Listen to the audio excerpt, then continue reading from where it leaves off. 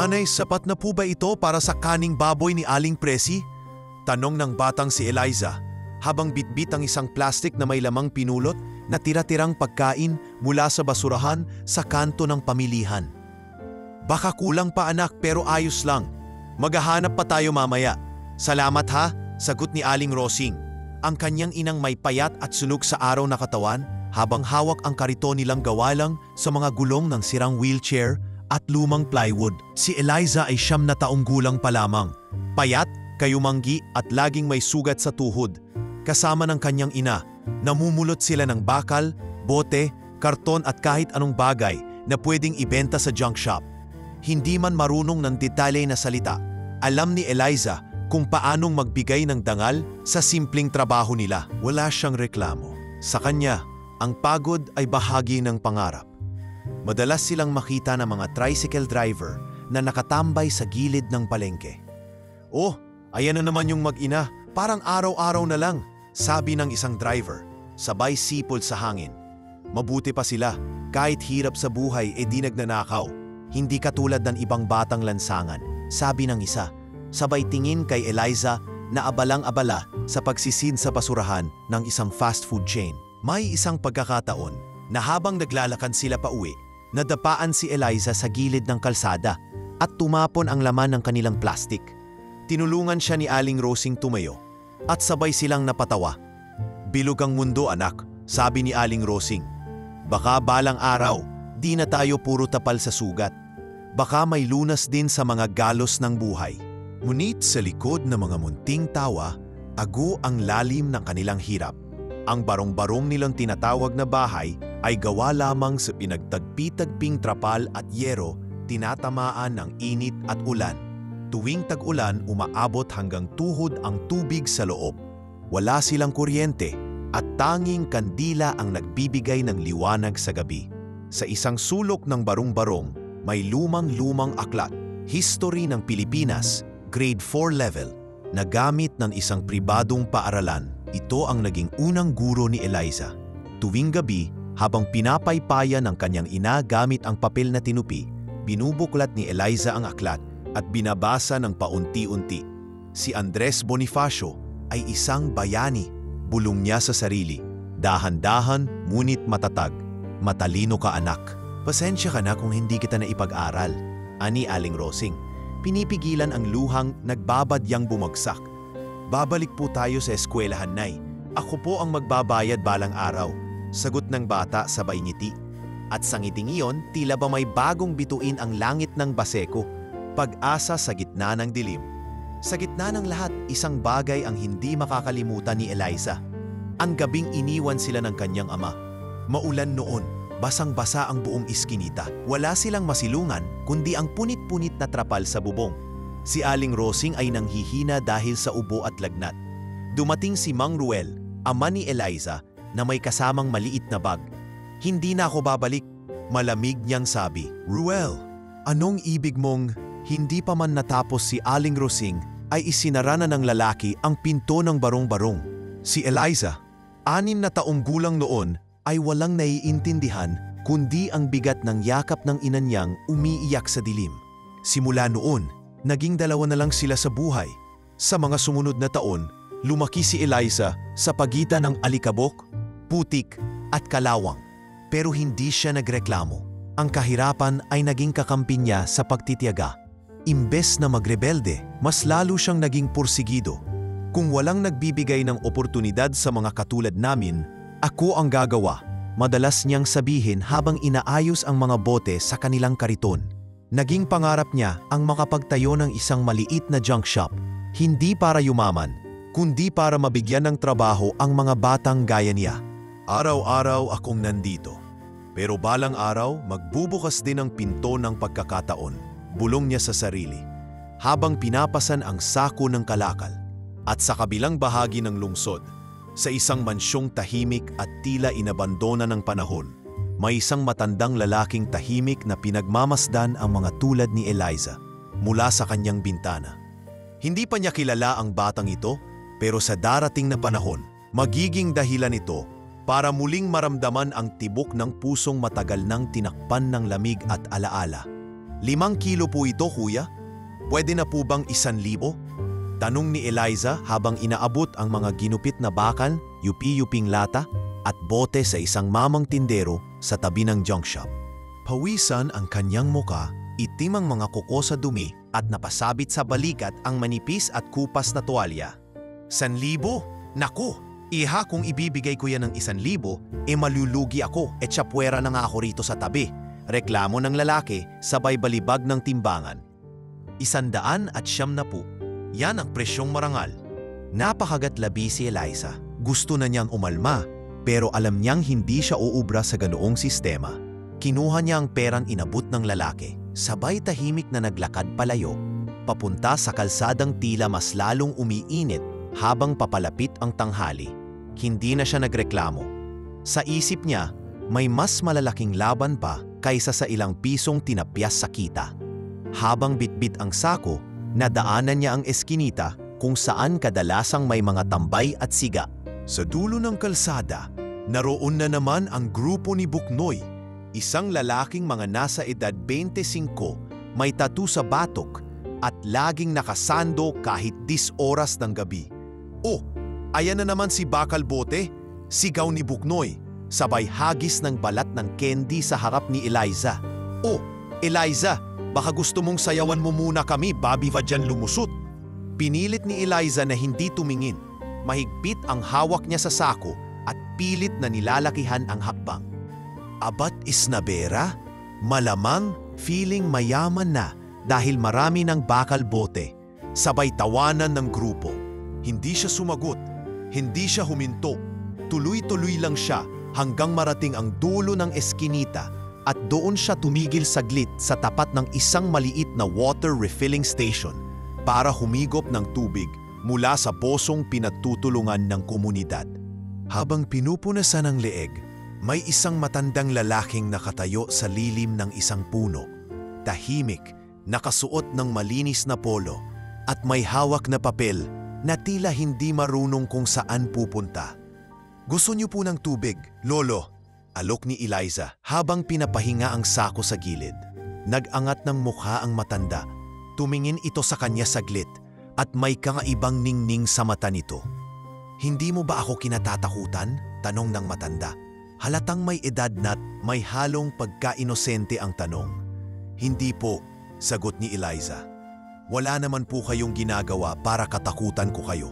Napangiti ang matanda. Sabay sabing, napakalinaw ng paningin mo, Hija. Hindi lahat ng tao ay kayang makakita ng ganyan. Hindi pa man niya alam. Ang matandang ito ay si Don Rafael Villamor, isang retiradong negosyante kilala noong dekada 80 bilang hari ng real estate. Pero ngayon ay isa na lang matandang tila nawalan ng dahilan para mabuhay. Madalas siyang nakatayo sa kanto malapit sa palengke, tahimik, hindi pinapansin ng karamihan, pero matalas pa rin ang isip. Noong araw ding iyon, sinundan ni Don Rafael si Eliza mula sa di kalayuang distansya. Hindi siya paraan ng isang stalker, kundi sa mata ng isang taong nakakakita ng anino ng sariling anak sa isang batang lumalaban sa buhay. Nakarating siya sa tambakan kung saan muling namulot si Eliza ng bakal at napansin niyang kahit sa gitna ng alikabok at pasag na bote, nanatili pa ring marangal ang kilos ng dalaga. Sa hapon ding iyon, habang nagpapahinga sa gilid ng isang napabayang waiting shed, nakita ni Eliza ang lumang notebook na halos matabunan na ng basura. Pinulot niya ito, binuklat, at natuklasang may mga sulat pa ito ng dating estudyanteng nag-aaral sa isang private school. Sa bawat pahina, may nakasulat na essays, tula, at salitang Ingles na hindi niya masyadong naiintindihan, pero pilit niyang binasa. The poverty of soul is worse than the poverty of pocket. Bulong niya, ang kahirapan daw ng kaluluwa ay mas masahol pa kaysa sa bulsa. Habang binabasa niya ito, may ilang batang lansangan ang lumapit at nagtaka. Ano yan, Eliza? Tanong ni Ronron, 7 taong gulang at palaboy din. Aklat, pero hindi yung pangkaraniwan. Pangarap yan, Ronron. Sagot niya, sabay ngiti. Balang araw, tuturuan ko kayo kung paano basahin to. Pero kailangan muna nating alamin ang halaga natin. Sa sandaling iyon, habang unti-unting lumalamig ang hangin ng dapit hapon at bumababa ang araw sa kanluran, isang bagay ang napansin ni Don Rafael mula sa malayo. Ang batang ito, sa kabila ng putik at kalawang, ay may gininto ang loob. Hindi siya tumatanggap ng awa, hindi siya nagmamakaawa. Gumagalaw siya na parang may pinanghawakang prinsipyo sa kabila ng lahat. Aling Rosing, pwede po ba kayong magpahinga bukas? Ako na po ang kukuha ng bote. Ani Eliza nang makauwi siya. Teka, hindi ka ba pagod? Tanong ng ina. Pagod po, pero mas pagod akong walang nararating. Sagot niya sabay higa sa sako ng karton. Sa tapat ng kanilang barong-barong, muling dumaan si Don Rafael. Ngayon ay may papel siyang hawak. Isang deed of sale na walang laman. Tumingin siya sa kariton ni Eliza na nakaparada sa gilid at sa mumunting ilaw ng andila sa loob ng barong-barong, may nakita siyang ilaw na hindi kayang palitan ng kuryente. Ang liwanag ng isang pusong naninindigan sa gitna ng dilim. Sa kahabaan ng McKinley Road sa Forbes Park, isang mansyon ang tahimik na nakatayo sa likod ng bakal na gate na natatakpan ng gumagapang na halaman. Halos 2 dekada na itong hindi inaasikaso. Ngunit kahit may bakas ng panahon sa pintura at haligi, hindi maikakaila ang dating karangyaan ng istrukturang ito. Dito naninirahan si Don Rafael Villamor, dating bilyonaryo sa industriya ng real estate at isa sa mga pinakakilalang negosyante noong kaniyang kabataan. Sa loob ng mansyon, tahimik ang lahat. Isang antigong grand piano ang nananahimik sa gilid ng sala, tinabunan na ng alikabok. Sa itaas, sa isang silid na punong-puno ng mga lumang larawan, nakaupo si Don Rafael sa kanyang leather chair habang nakatingin sa isang photo frame. Naroon ang litrato nila ng kanyang yumaong asawa na si Minerva at ng nag-iisa nilang anak na si Clarice. Ang bahay na to, akala ko noon, magiging pugad ng saya. Pero para na lang itong lumang baul ng alaala. Mahinang bulong niya habang tinatapik ang litrato. Napalunok siya ng laway. Tila pilit nilulunok ang pait ng alaala. 10 taon na ang nakalilipas mula nang naaksidente ang sasakyan ng kanyang asawa't anak sa Tagaytay.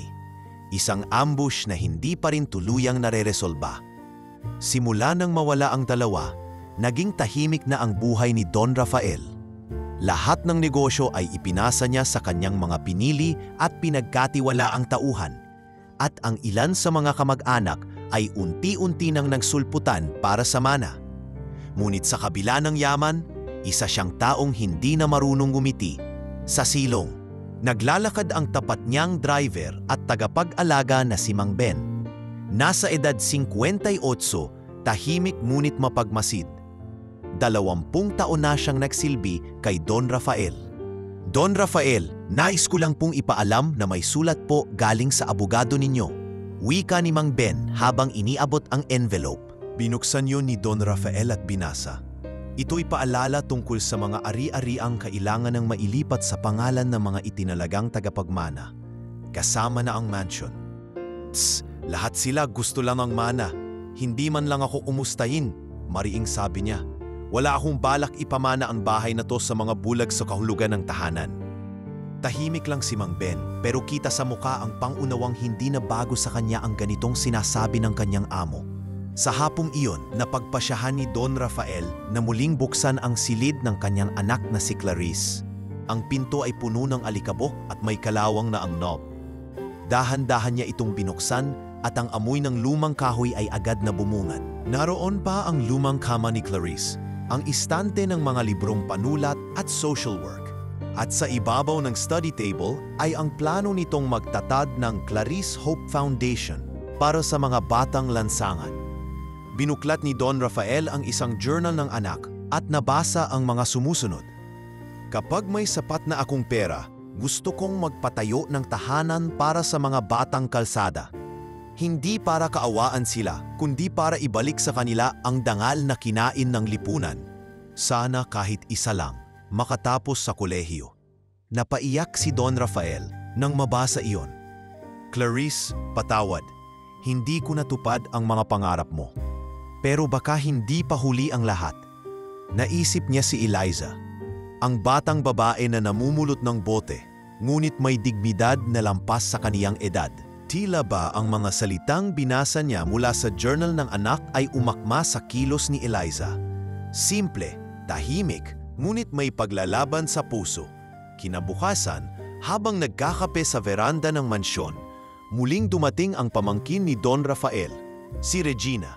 Naka-corporate attire ito, may dalang mga dokumento at may kasamang abogado. Tito, naiintindihan po naming lahat na mahirap mawalan, pero baka po oras na para ayusin na natin ang pamana, nakangiting sabi ni Regina. Bagaman bakas ang pagkaabala at pagkadesperado, wala akong pamana sa mga taong ang nakikita lang ay titulo, hindi ang alaala. Malamig na sagot ni Don Rafael.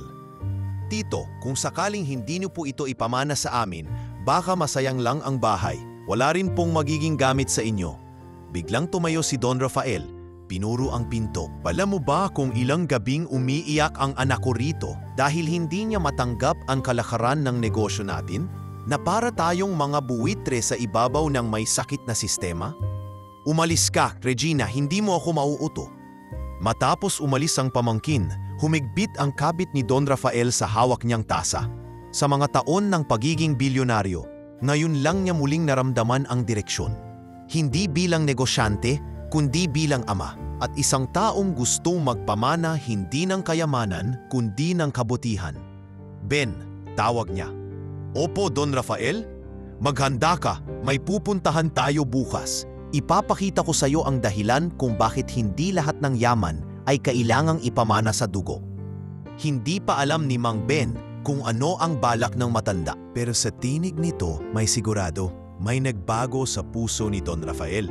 At ang pagbabagong iyon ay papunta sa direksyong hindi pa niya kailanman tinahak. Alas 4 pa lang ng umaga ay gising na si Eliza. Tahimik pa ang paligid ng kanilang barong-barong habang maingat siyang inaayos ang mga lumang butet bakal na naipon niya kahapon. Nakabalot sa baywang ang lumang tela para ipunas sa pawis. At nasa tabi ang isang plastik na lalagyan ng tubig na piniga niya sa gabi para hindi sayangin ang gripo ng kapitbahay. Habang nakatali ang buhok sa likod, tinitingnan niya ang maliit na kwaderno na puno ng sulat kamay niyang salin mula sa lumang librong Ingles na nakuha niya sa tambakan. Knowledge is power. Apag matalino ka, hindi ka nila kayang apihin. Mahinang bulong niya habang tinititigan ang linya sa kwaderno. Paglabas niya ng barong-barong, nakasalubong niya si Teacher Martin, isang volunteer na guro sa kalapit na community center. Payat ito, kulot ang buhok, may salamin, at bitbit ang isang puting folder. Eliza, naalala mo pa ba yung sinabi ko nung isang linggo? Tanong ng guro habang sumabay sa lakad niya. Opo, sir, tungkol sa high school program para sa mga tulad ko. Pero baka hindi po ako pwede. Ang dami ko pong ginagawa. Sagot ni Eliza sabay tingin sa kariton niyang puno ng mga lumang bote at yero. Hindi ka ba napapagod sa ganitong buhay? Napangiti si Eliza. Sir, hindi ako napapagod mangarap. Napahinto si Teacher Martin. Inabot niya kay Eliza ang folder. Ito ang application form. Walang bayad. Ang kailangan lang ay determinasyon at respeto sa pag-aaral. Nakita ko yan sa iyo, Eliza. Lahat ng bata rito, halos ayaw pumasok kahit libre. Pero ikaw, kahit pagod, binabasa mo pa rin ang mga libro sa gabi. Kinuha ni Eliza ang folder. Hawak-hawak itong parang mahalagang liham. Sa mga sumunod na araw, tuwing umaga, ay naglalakad siya patungo sa community high school program. Nakasuot siya ng lumang puting t-shirt at paldang binutas ang gilid pero tinahing muli ng kanyang ina. Pinilit niyang itago ang kaba habang pumapasok sa silid-aralan na puno ng mga mas bata sa kanya. Siya ang pinakamatanda sa grupo. 19 na siya, samantalang ang iba'y 12 o 13. Uy, bakit parang nanay ka na? Biro ng isa sa mga estudyante. Baka naman nanay na talaga siya. Sabat ng isa, sabay tawa ng ilan. Hindi umimik si Eliza. Tinanggap niya ang mga titig at pangungutya, pero hindi siya umalis. Sa halip, sinulat niya sa papel ang isang linya mula sa kanyang kwaderno. Strong souls, suffer in silence. Ilang linggo ang lumipas. Masasanay na rin ang mga kaklase niya sa presensya niya. Hanggang sa kalaunan, naging inspirasyon pa siya. May ilang batang babae na nagsimulang sumama sa kanya tuwing umuuwi siya para tumulong sa pamumulot. Sa gitna ng init ng araw, nagbabahaginan sila ng baon. Kung minsan tinapay lang, minsan saging. Ngunit sa bawat kagat ng saging, may nakahain na pagkakaibigan at pangarap. Isang hapon, habang nasa silid-aralan, tinalakay ni Teacher Martin ang tungkol sa ethics of wealth. Ay, class, ano sa tingin ninyo ang masama sa pagiging mayaman? Tanong niya. Yung ginagamit ang pera para manira ng tao, sagot ng isa. Yung mga nagmamayabang, sigaw ng isa. Nagtaas ng kamay si Eliza. Sir, hindi po pera ang masama. Tao po ang gumagawa ng masama gamit ang pera. Pero kung gagamitin po ito sa tama, baka po pwede rin po itong maging pag-asa. Tumango si Teacher Martin, sabay ngiti. Tama ka, Eliza. Hindi ang yaman ang dapat nating isumpa, kundi ang kawalan ng malasakit sa kapwa. Pagkatapos ng klase, nilapitan siya ng 3 batang babae, sina Micah, Rina at Joy. Ate Eliza, pwede po ba kaming sumama sa inyo sa pangangalakal? Gusto po naming matuto kahit konti. Tanong ni Joy.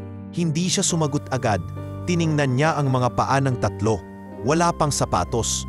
Putik-putik. Naramdaman niya ang bigat ng responsibilidad. Pero ngumiti siya. Pwede, pero hindi lang bote ang pupulotin natin. Pati pangarap dapat pinupulot din. Mula noon, nagsimula silang maging maliit na grupo. 3 bata at isang ape na hindi sumusuko. Tinawag nila ang sarili nilang Team Basura.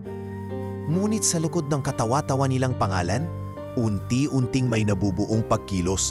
Isang gabi, habang nagpapahinga si Eliza sa barong-barong nila, tinanong siya ng kanyang ina, Anak, kailan mo balak tumigil sa pagod? Kapag nakita ko na pong may mga batang hindi na kailangang danasin ang hirap ko, sagot niya habang pinupunasan ng lampin ang sugat sa tuhod ng isa sa mga batang sinamahan niya pauwi.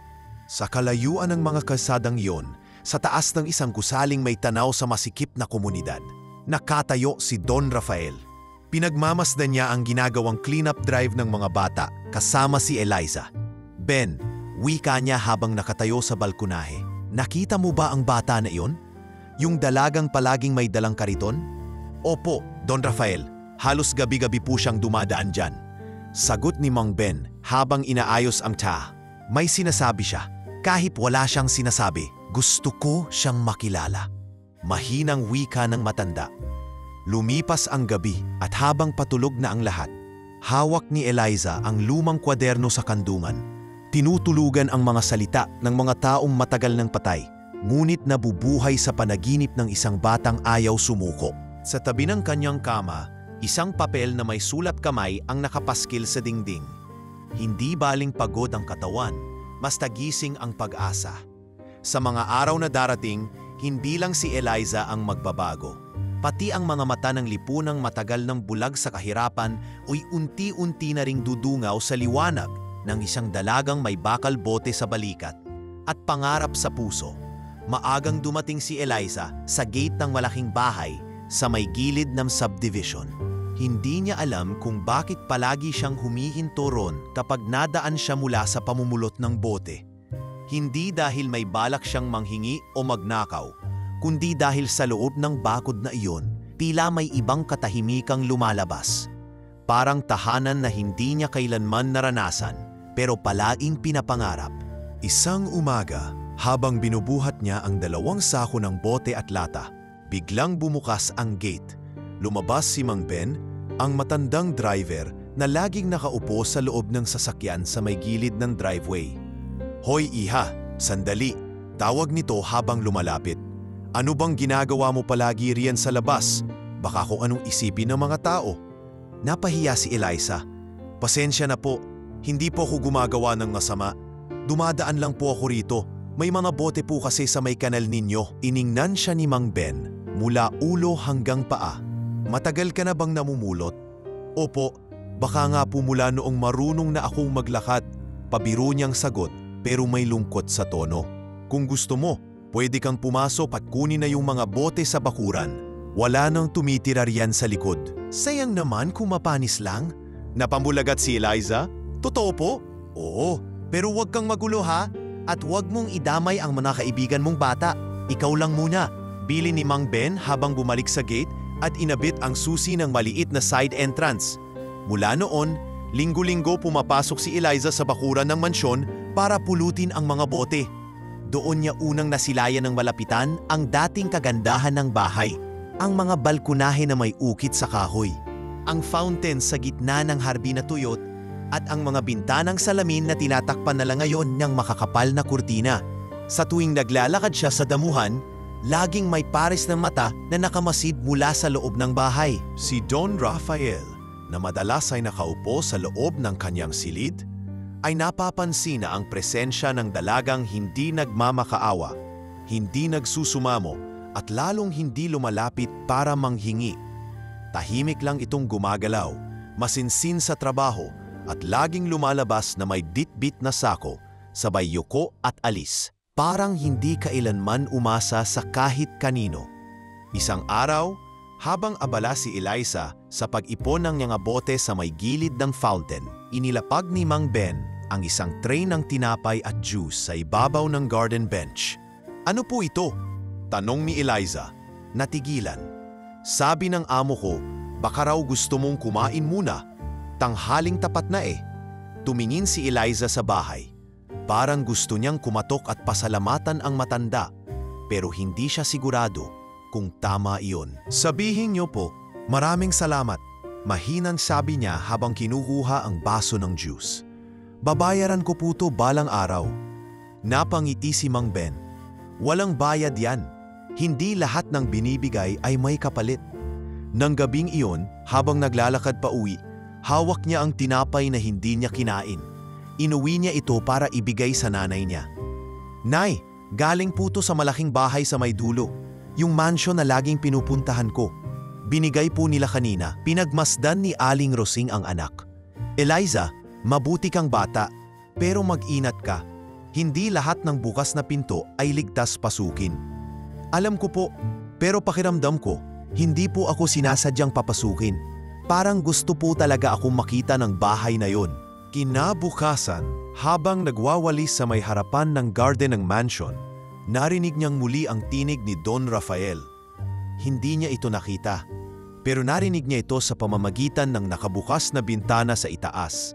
Ben, anong pangalan ng batang yan? Eliza po, Don Rafael. Hindi mo ba napapansin? Iba siya sa mga batang kalye, tahimik, disiplinado, may sinasabi ang kilos niya. Opo, kahit ako po, napapansin ko rin. Nang marinig niya ito, napayuko si Eliza. Hindi niya alam kung ikatutuwa niya o ikakabahala na napansin siya. Pero sa kaibuturan ng puso niya, may munting tuwa na sa unang pagkakataon, may nakakita sa kanya hindi bilang basurera, kundi bilang tao. Sa mga susunod na araw, palaging may tray ng pagkain sa garden bench. Iba-iba, minsang sopas, minsang sandwich, minsang lugaw na may itlog. Palaging iniwan lang doon ni Mang Ben at palaging walang nakasulat na pangalan. Pero palaging nauubos ni Eliza, hindi dahil gutom siya, kundi dahil para bang kasama sa pagkain ang respeto. Isang hapon habang palabas siya sa gate, huminto siya saglit at nagsalita ng mahina. Maraming salamat po. Walang sumagot. Tahimik ang buong paligid. Pero sa bintana, sa ikalawang palapag ng mansyon, nakatayo si Don Rafael. Sa kanyang mga mata, may kaunting kinang. Para bang may kakaibang sigla na unti-unting bumabalik. Sa ilang linggo ng kanyang pagmamasid, natutunan niyang hindi lahat ng kayamanan ay nasusukat sa titulo o diploma. May iba, dumadaan lang bit-bit ang bote, pero dala ang dignidad na matagal nang nawala sa paligid ng mansyon na iyon. Mainit ang araw nang muling pumasok si Eliza sa bakuran ng mansyon. Tulad ng mga nakaraang linggo, dala niya ang kanyang sako, tali sa buhok, at ang kwaderno niyang may sulat kamay na English quotes. Ngunit ngayong araw, pakiramdam niya'y may kakaiba. Parang may hangin ng pagbabago na umiikot sa paligid ng lumang bahay. Tahimik ang buong paligid. Wala si Mang Ben sa karaniwang pwesto nito sa may garahe. Sa halip, Isang pamilyar na tunog ng hika ang sumalubong sa kanya mula sa loob ng bahay. Nasa teras si Don Rafael, nakaupo sa kanyang upuan na may makapal na kumot sa balikat at may oxygen tank sa tabi. Maputla ang kanyang balat at mas lumalim ang mga guhit sa kanyang mukha. Ngunit sa kabila ng pisikal na paghina, maliwanag pa rin ang kanyang mga mata. Eliza, mahinang tawag niya. Natigilan ang dalaga. Noon lang siya tinawag ng direkta. Lumapit siya, bahagyang kinakabahan. Opo, mahina niyang sagot. Pwede bang makausap ka sandali? Tanong ng matanda habang itinuro ang silyang nasa tabi niya. Umupo si Eliza, iniipit ang kanyang sako sa pagitan ng mga binti. Hindi siya makatingin ng diretsyo. Matagal na kitang pinagmamasdan, Eliza. Bago pa kita tawagin sa pangalan mo, alam ko na kung sino ka. Alam ko kung anong ginagawa mo sa bawat linggo, sa bawat bote at bakal na kinukuha mo rito. Hindi dahil sa gusto kong itest ka, kundi dahil gusto kong intindihin kung bakit ka hindi sumusuko. Nagtaas ng tingin si Eliza, bahagyang natigilan. Hindi ko po alam. Parang wala po kasi akong ibang pagpipilian. Hindi, Hija. Ang pagpili mong magtrabaho ng marangal kahit kayang-kaya mong mambugaw, magnakaw o mamalimos. Yan ang pinili mong landas. At hindi lahat ng mayayaman kaya yang pagpipili mong yan. Sabi ni Don Rafael habang lumingon sa hardin. Tahimik si Eliza. Wala siyang masabi. Pakiramdam niya'y hindi siya karapat-dapat sa mga salitang iyon. Eliza, may sakit ako. Malala. Sinabi ng doktor, ilang buwan na lang daw ang natitira sa akin. Wika ng matanda, walang paligoy-ligoy. Nanlamig ang kamay ni Eliza. Pasensya na po, hindi ko po alam. Hindi mo kailangang mag-sorry. Kaya kita tinawag kasi gusto kong ipamana ang isang bagay. Pero hindi pera, hindi titulo, hindi negosyo. May bahay akong pagod na sa katahimikan. May mga kwarto itong hindi na rin nakaririnig ng tawanan. At may bakuran itong tilang hindi na rin nararamdaman ang hakbang ng may layunin. Humugot ng malalim na buntong hininga si Don Rafael. Gusto kong sayo ko ibigay ang bahay na to, Eliza. Nanlaki ang mga mata ng dalaga. Ano po, hindi ko na kailangan ng yaman. Wala akong anak, wala akong pamilya na may malasakit. Lahat sila, urumana ang habol. Ikaw lang ang nakita kong may bitbit na pangarap. Hindi para sa sarili mo lang, kundi para sa iba. Napatingin si Eliza sa sahig. Tila nawala ang salita sa kanyang dila. Gusto niyang tanggihan, ngunit may bahagi sa kanya ang gustong umiyak. Hindi dahil sa mansyon, kundi dahil sa unang pagkakataon, may taong naniwala sa kanya ng ganito kataas. Hindi ko po alam kung paano ko tatanggapin yan. Mahinang sagot niya. Hindi po ako edukado. Wala po akong alam sa mga papeles o batas. Hindi mo kailangang malaman ng lahat. Ang kailangan mo lang ay puso. Iyon ang wala sa karamihan sa mga taong may diploma. Sagot ni Don Rafael habang inabot ang maliit na sobre mula sa kanyang bulsa. Anong laman po niyan? Tanong ni Eliza. Pirmahan mo ito bukas. Ito ang deed of sale ng bahay na ito. Kapalit ng 100 piso lang. Wala akong interes sa presyo. Ang gusto ko lang ay mapunta ito sa taong hindi masilaw sa halaga. 100 piso? Halos hindi makapaniwala si Eliza. Bumili ka ng papel at bolpen. Isulat mo ang halaga. Pirmahan natin bukas sa harap ng abogado ko. Ang pera, ako na ang bahala. Ang titulong papeles sa iyo. Pero ang alaala ng bahay, sa akin pa rin. Tumingin si Eliza sa matanda. Hindi niya alam kung anong puwersa ang nagtulak sa matanda upang gawin ang desisyong ito. Pero may isang bagay siyang sigurado. Hindi ito pangkaraniwang pagkakataon. Kinabukasan, isang maulan na umaga, muling bumalik si Eliza sa mansyon.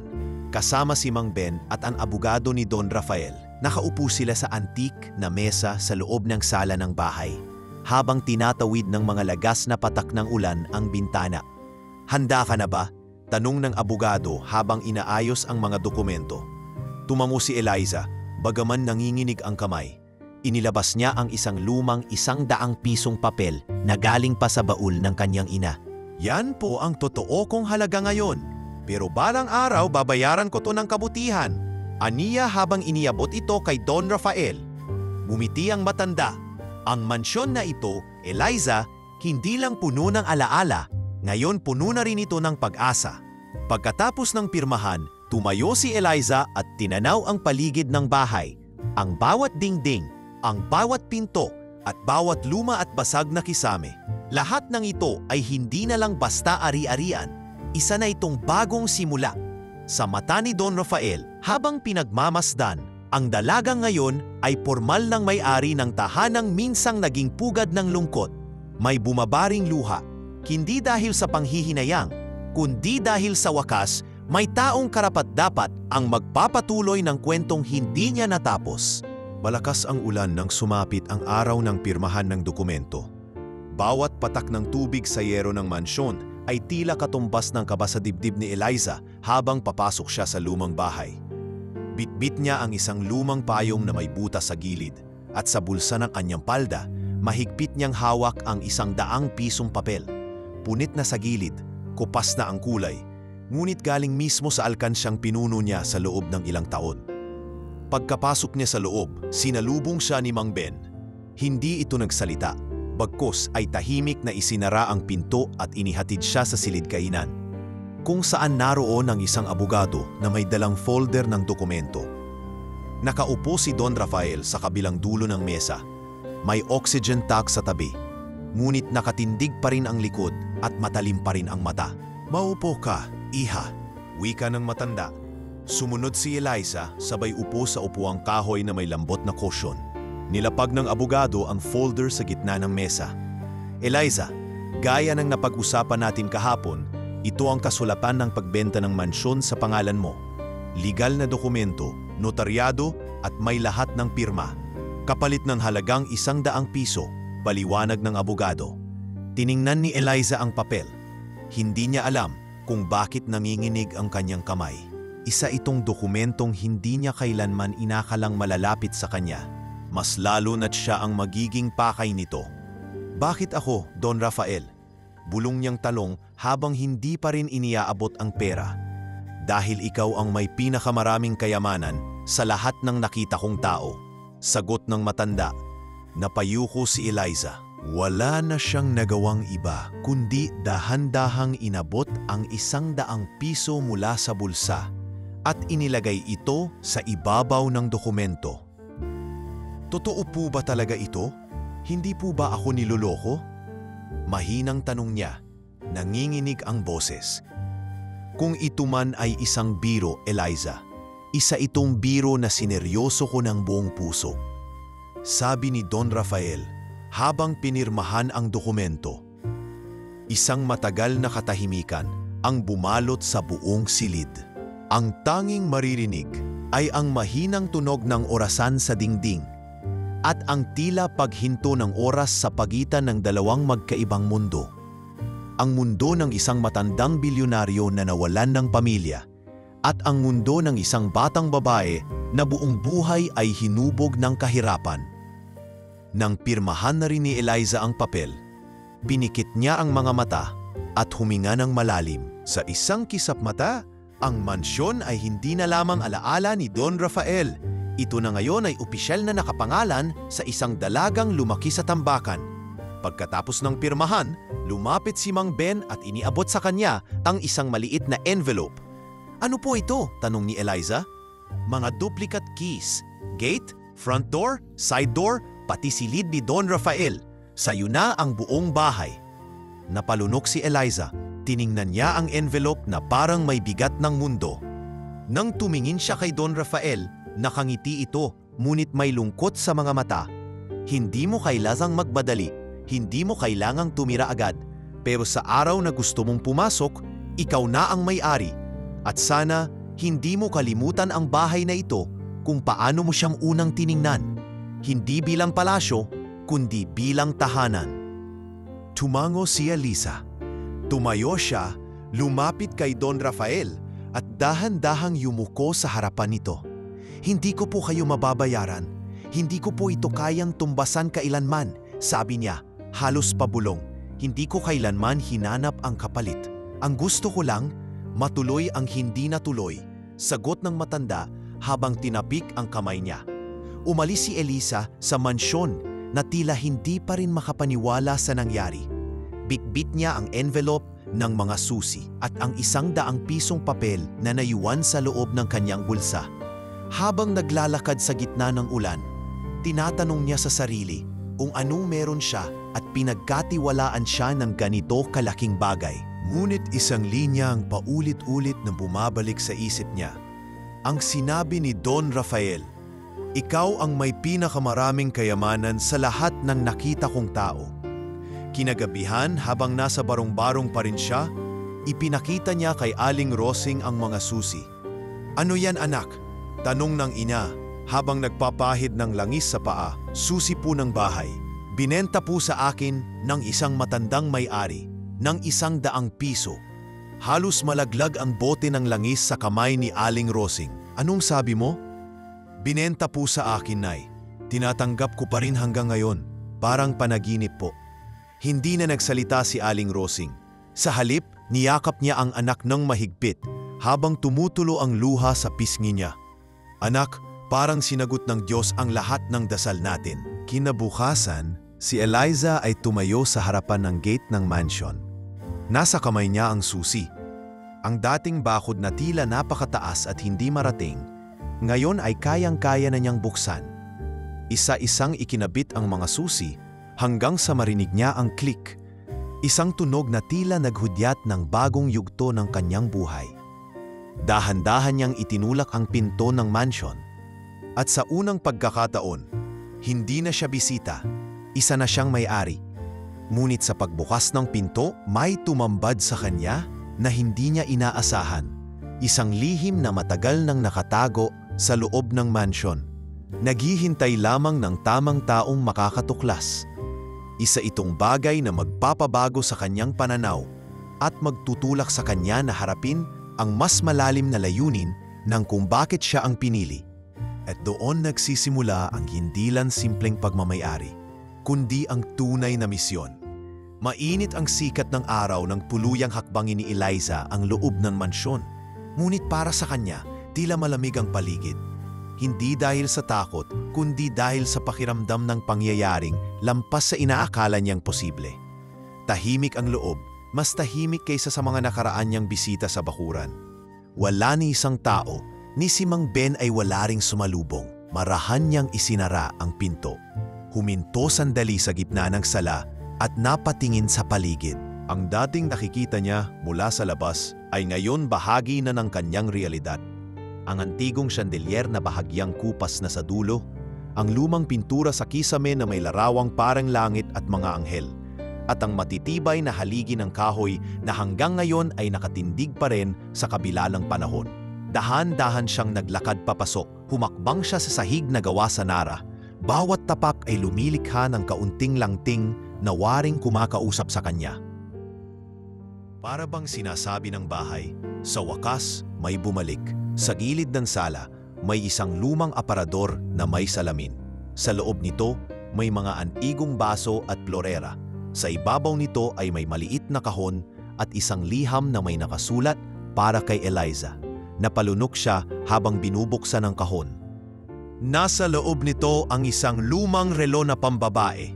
May kupas na strap ng balat, ngunit gumagana pa. Kasama nito ay isang photo album at ang liham na nakatiklop ng maayos. Binuksan niya ang sulat at nagsimulang basahin. "Eliza, binabasa mo ito.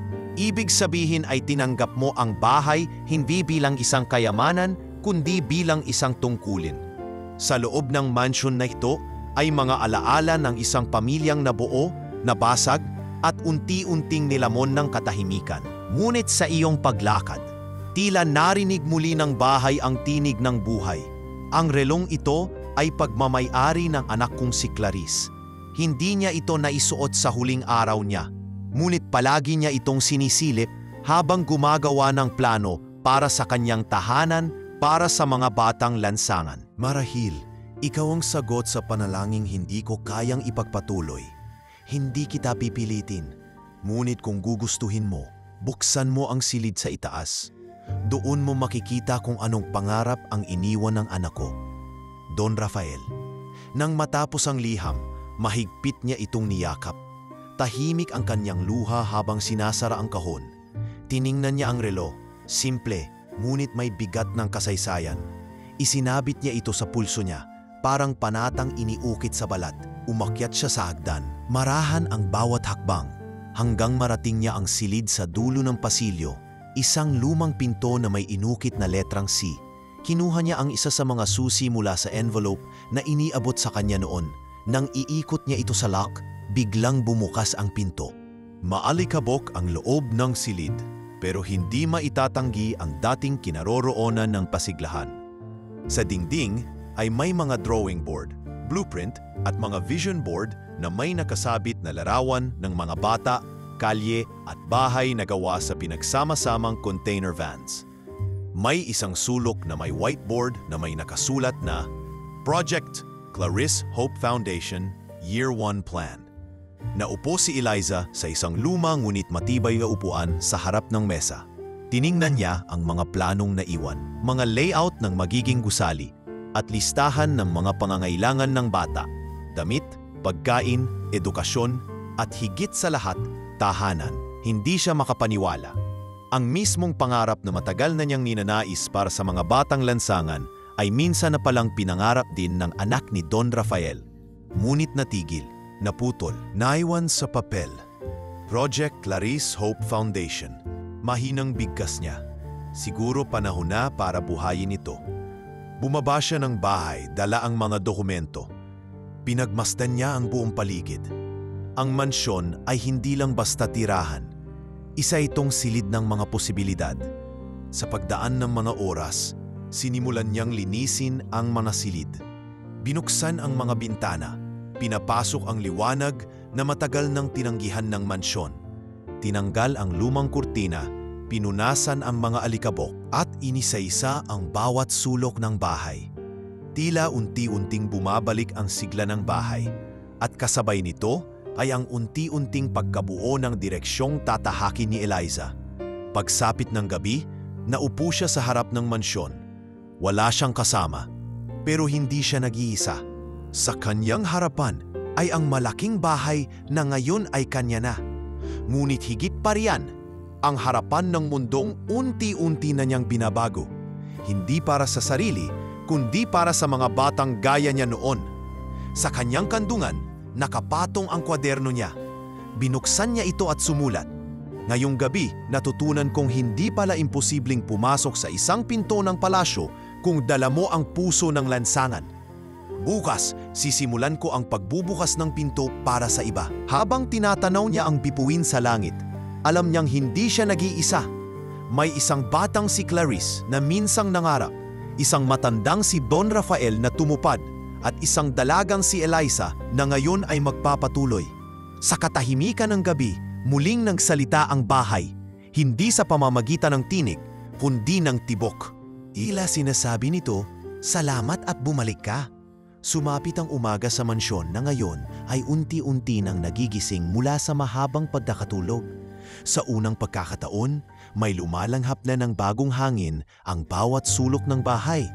Si Eliza, nakasuot ng simpleng t-shirt at pantalon, ay naglalakad papasok sa mga silid na dati hindi niya man lang pinangarap mapasok. Ngunit ngayon, bawat hakbang niya ay may kasamang pananagutan. Hindi lang ito tahanan, ito na rin ang kanyang misyon. Matapos linisin ang sala, kusina at pangunahing palikuran, napansin niya ang isang parte ng bahay na tila hindi pa rin nabubuksan sa kabila ng kanyang ilang araw na pananatili. Isang lumang pinto ang kahoy sa likod ng aklatan sa unang palapag.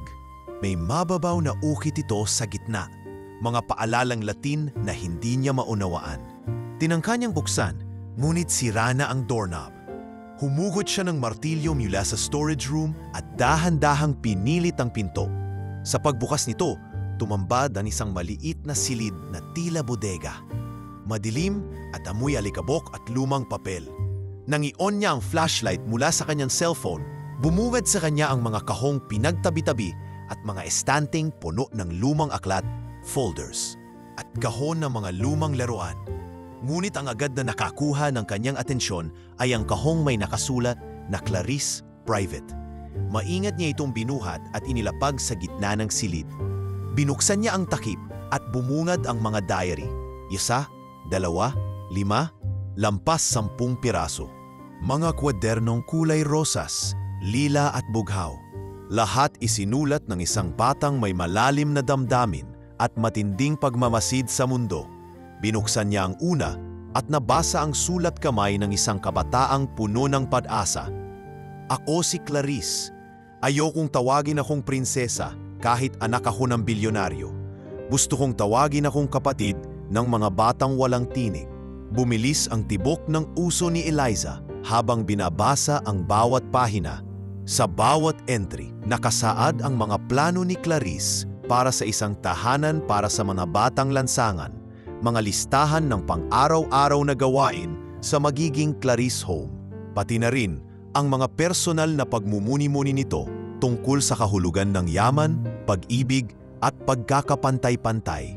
Lagi akong dinadala ni Papa sa mga business meeting, pero mas interesado akong makipaglaro sa mga anak ng mga construction worker. Doon ko nararamdaman ang totoo. Sa likod ng mga diary, may isang brown envelope na tila hindi naabutan ng panahon. Nang buksan ito ni Eliza, naroon ang ilang larawan ng mga batang lansangan sa Maynila. May mga annotation sa likod, pangalan, edad, lugar kung saan nakita, at ilang linya ng obserbasyon. Napansin niyang ang mga larawang iyon ay may petsang halos 10 taon na ang nakalilipas. Isa sa mga larawan ay tumatak sa kanya. Isang batang babae, 8 taong gulang, marungis, may dalang kariton. At sa likod ng larawan ay may sulat na, mukha siyang si Eliza. Sana makilala ko siya. Mukhang matatag ang batang ito. Nabitiwan ni Eliza ang larawan sa sobrang gulat. Hindi niya matiyak kung siya nga ang nasa litrato. Pero tila may bahagi ng kanyang pagkatao na umamin na siya nga iyon. Paano niya nalaman ang pangalan ko? Tanong niya sa sarili. Hinanap na pa ang iba pang dokumento sa loob ng kahon. Natagpuan niya ang ilang sulat na ipinadala pala ni Clarice sa ilang NGO at charity. Lahat nagsasaad ng intensyong magpatayo ng organisasyon para sa mga kabataang lansangan. May mga sulat na may sagot, iba ay na-reject at may ilan na hindi na natuloy. Sa huling sulat, nakasulat, kung sakali mang hindi ko na ito magawa, umaasa ako na may isang batang matapang, marangal at may puso ang magpapatuloy. Napahawak si Eliza sa dibdib. Hindi niya namalayan na tumutulo na ang kanyang mga luha. Parang may hindi naasahang koneksyon na hinahawakan sa pagitan ng kanyang nakaraan at ng hindi natapos na pangarap ni Clarice. Lumabas siya ng silid, bit-bit ang ilang diary at larawan. Umupo siya sa veranda ng mansion at pinagmasdan ng mga bata sa labas. Ilang paslit na naghahabulan sa eskinita sa tapat. May dalang plastic bottle na tila bagong tagpo sa laro nilang walang laruan. Kung buhay ka lang, Clarice, siguro magkaibigan tayo. Bulong niya. Habang pinupunasan niya ang luha, dumating si Mang Ben, may dalang mga panibagong grocery. Nakita mo na ang silid? Tanong nito, tila batid ang lahat. Tumango si Eliza. Don Rafael, alam ba niyang nagplano si Clarice ng ganon? Oo. Sa katunayan, ilang beses niyang tinangkang ituloy. Pero noong namatay si Clarice at ang ina nito, parang nawalan siya ng direksyon. Sinara niya lahat. Isinara pati sarili niya sa mundo. Sagot ni Mang Ben. Pero bakit ako? Muling tanong ni Eliza. Ngumiti si Mang Ben. Kasi nakita ka niya bago mo pa man nakita ang sarili mo. At naniniwala siyang ikaw ang sagot sa tanong na hindi niya masagot noon. Sa gabing iyon, binuksan ni Eliza ang isa pang pahina sa diary ni Clarice at isinulat niya sa sarili niyang kwaderno. Bukas, hindi ko na lang pangarap ang tahanan. Ito na ang realidad na kailangan kong buuin. Para kay Clarice, para kay Don Rafael, para sa batang si Eliza na dating takot mangarap. At sa katahimikan ng gabi, muling sumindi ang mga ilaw sa mansion. Hindi na ito isang bahay ng lumipas, kundi isa ng tahanan ng posibilidad.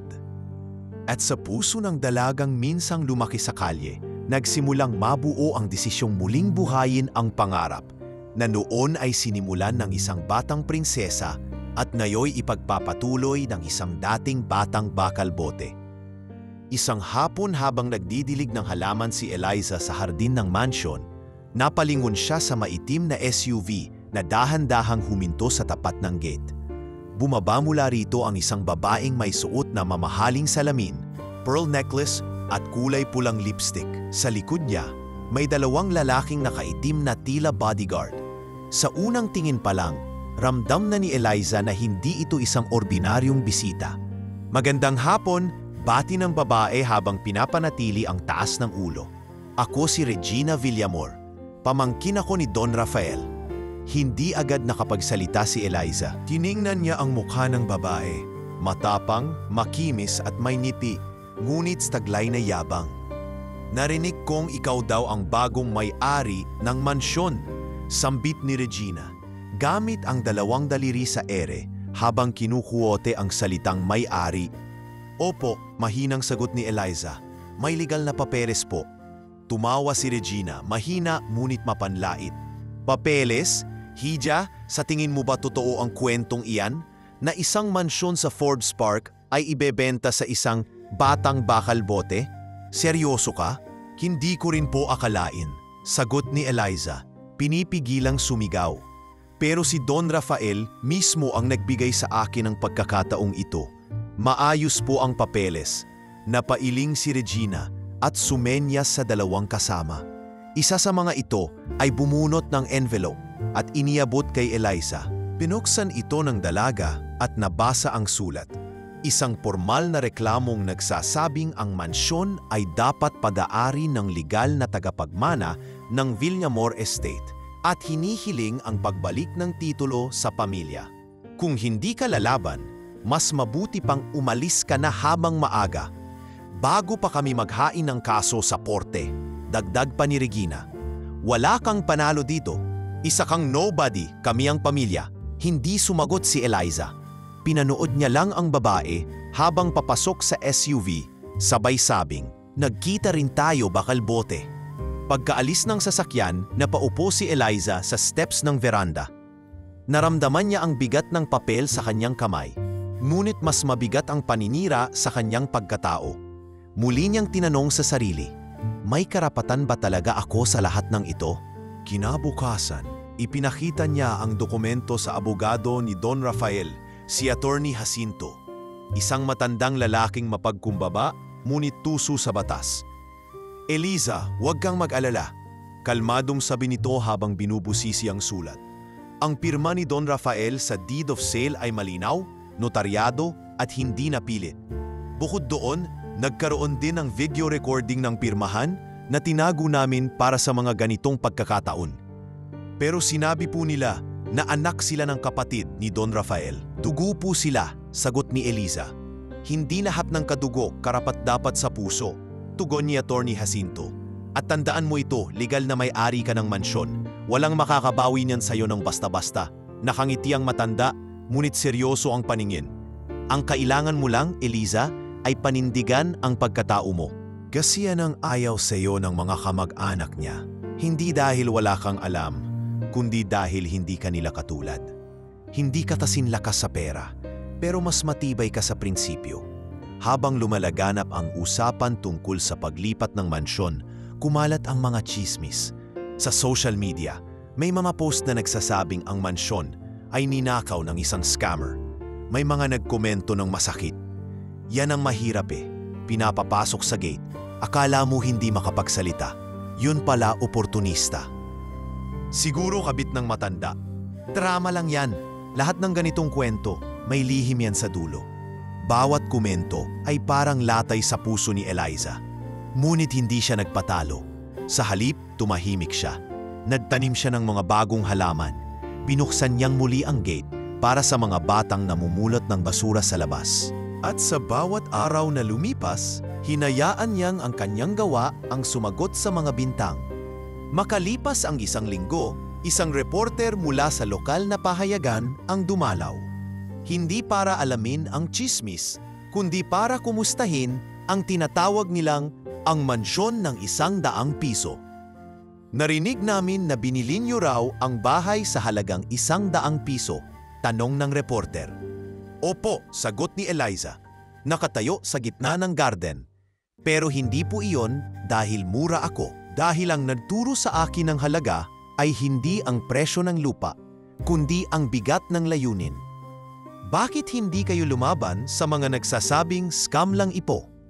Dahil ang pinakamabisang sagot ay hindi palakasan ng boses, kundi tibayan ng ginagawa, sambit niya. Wala akong kayamanang pinagmulan, pero may paninindigan akong dala. Ang sumunod na araw, lumabas sa diaryo ang artikulo. Dating mga ngalakal, pinamana ng bilyonaryo ng mansyon, hindi pera ang batayan ng karapatan. Nagulat ang mga kamag-anak ni Don Rafael sa artikulo. Galit si Regina. Tinawagan niya ang abogado nila para muling magsampa ng reklamo. Ngunit dahil sa media exposure, maraming taong nagsimulang pumabor kay Eliza. Isang grupo ng dating scholars na minsan ay tinulungan ng Villamor Foundation ang naglabas ng pahayag. Kung ito ang huling kagustuhan ni Don Rafael, marapat lamang natin itong igalang.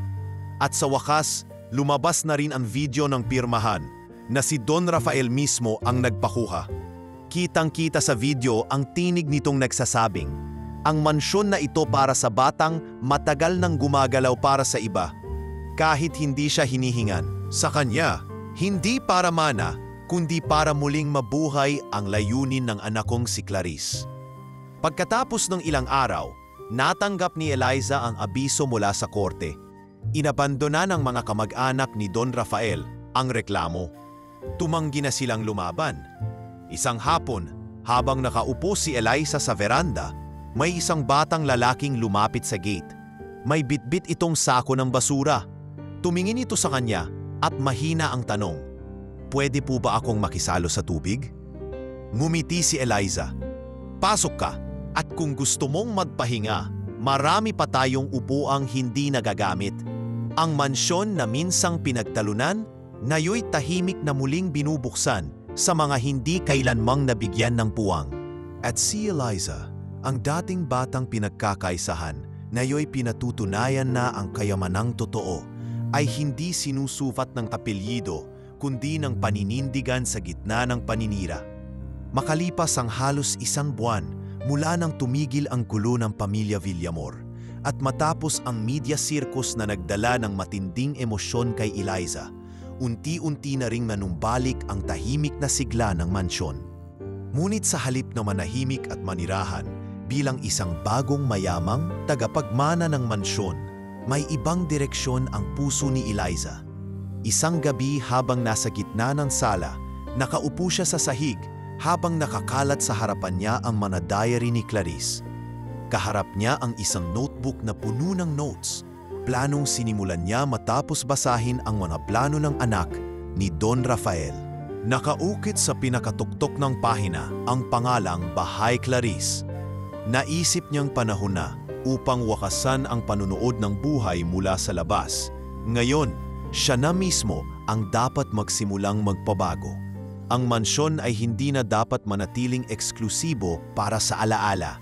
Dapat itong maging tahanan ng pag-asa tulad ng orihinal na plano ni Clarice. Kinabukasan, pinuntahan niya si Teacher Martin sa community center. Bitbit ang folder ng mga plano at disenyo. "Teacher, pwede ho ba kitang makausap?" tanong ni Eliza habang hinihingal sa lakad. Nagulat si Martin, ngunit agad siyang tumayo. "Eliza, kamusta na? Ang tagal mong di nagpakita?" "Pasensya na po. Maraming nangyari, pero gusto ko pong ibalik ang lahat ng itinuro mo sa akin noon," sagot niya sabay abot ng folder. "Plano po ito. Gusto ko pong gawing shelter at community learning center ang mansyon. Libre, bukas para sa mga batang kalye." Binuksan ni Martin ang folder. Tahimik niyang binasa ang mga pahina. May layout ng mga silid-aralan, timetable ng mga basic literacy classes, listahan ng mga posibleng volunteer, at kahit paanong masisingit ang feeding program. "Hindi ito basta plano lang," sabi ni Martin pagkatapos ng ilang minuto. "Ito ay pangarap na pinanday ng dugot pawis. Pwedeng-pwede to, Eliza, pero kailangan mo ng tulong. Nandyan po kayo, di ba?" Biro niya, sabay ngiti.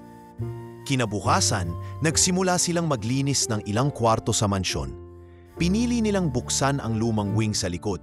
Dating quarters ng mga kasambahay, ngayon ay ginawang mga silid para sa mga batang pansamantalang wala pang matirhan. Pinanggal nila ang lumang kurtina. Inayos ang kuryente at pininturahan ang mga dingding gamit ang donasyong pintura mula sa kapitbahay na may hardware store. Lumipas ang mga araw, dumami ang tumulong. Muling nagbalik sina Micah, Rina at Joy, mga batang kasamahan ni Eliza noon sa Team Basura. Ngayoy, binatilyo't dalagita na, may kanya-kanyang trabaho, ngunit handang magboluntaryo. Akala nyo no, hindi na kami babalik. Sigaw ni Joy habang bitbit ang mga pinamili nilang tsinelas at hygiene kits para sa mga bagong residente. Sa unang linggo ng pagbubukas ng Bahay Clarice, 7 ang natanggap nilang bata. 3 galing sa kalye, 2 itinakwil ng magulang, at 2 inirefer ng social worker mula sa barangay. Ang unang gabi ng mga bata sa mansyon ay puno ng pag-aalinlangan. Tahimik ang mga bata, nakahawak sa kanilang bag na puno ng basang damit at isang pares ng tsinelas. Isa sa mga ito, si Angelo, 6 na taong gulang at walang masabi nang tanungin kung anong paborito niyang pagkain. Eliza, bulong ni Martin habang nasa gilid sila ng dining hall. Sobrang trauma ng mga batang to, hindi sila basta-basta magbubukas. Kaya nga kailangan nilang maramdaman na hindi na ito pansamantala. Dito walang expulsion, walang limos, may direksyon. Sagot ni Eliza habang pinupunasan ng bimpo ang sahig. Kinagabihan, bago matulog, binuksan ni Eliza ang maliit na silid sa tabi ng dati niyang kwarto. Ipinatayo niya ito bilang mini library para sa mga bata.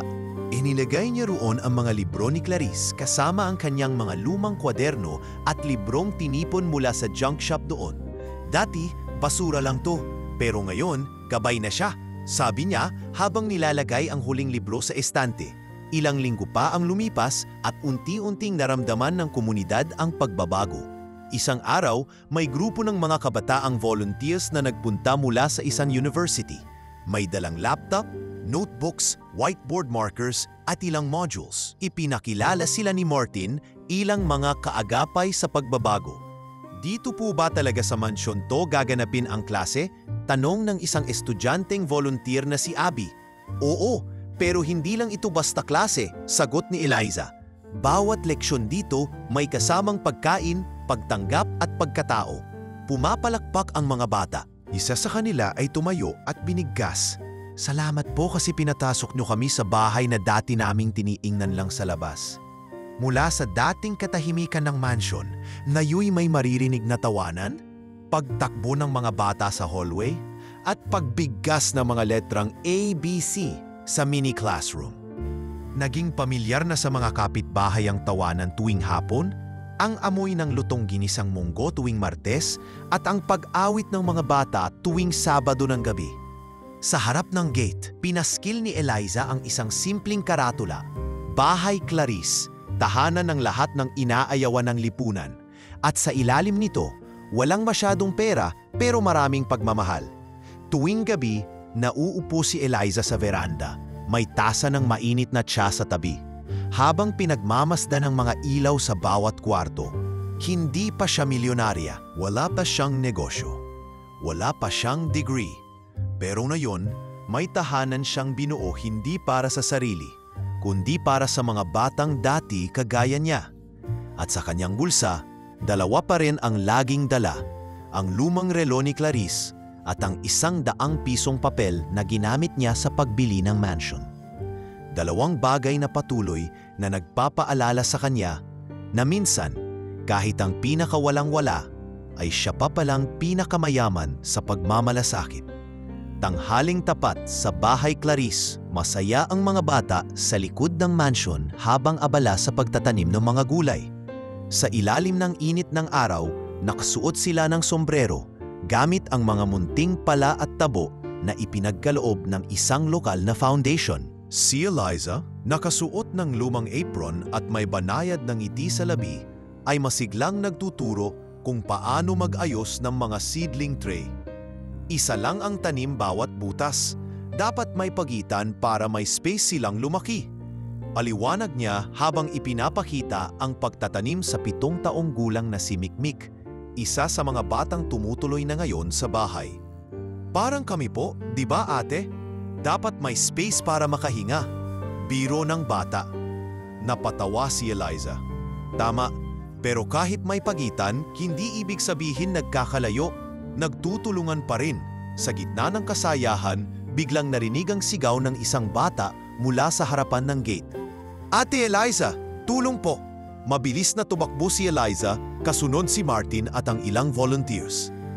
Pagdating sa gate, bumungad sa kanila ang batang si Angelo. Duguan ang tuhod at may pasan-pasan na batang lalaki na nawalan ng malay. Naaksidente po siya, te. Tinamaan ng motor sa kanto. Halos umiiyak na sabi ni Angelo, habul ang hininga. Agad na kumilos si Eliza. Martin, dalhin siya sa kwarto ng klinik. Joy, pakikuha ng yelo at malinis na tuwalya.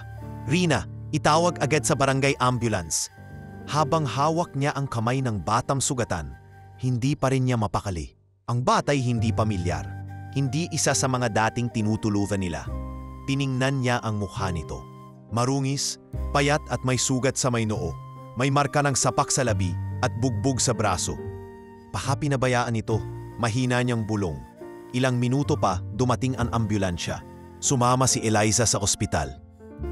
Sa emergency room, habang ginagamot ang bata, nilapitan siya ng nurse. Kamag-anak po ba kayo ng bata? Umiling si Eliza. Hindi po, pero dinala po namin siya mula sa kalsada. Nakita namin siyang nasagasaan. Wala po siyang kasama.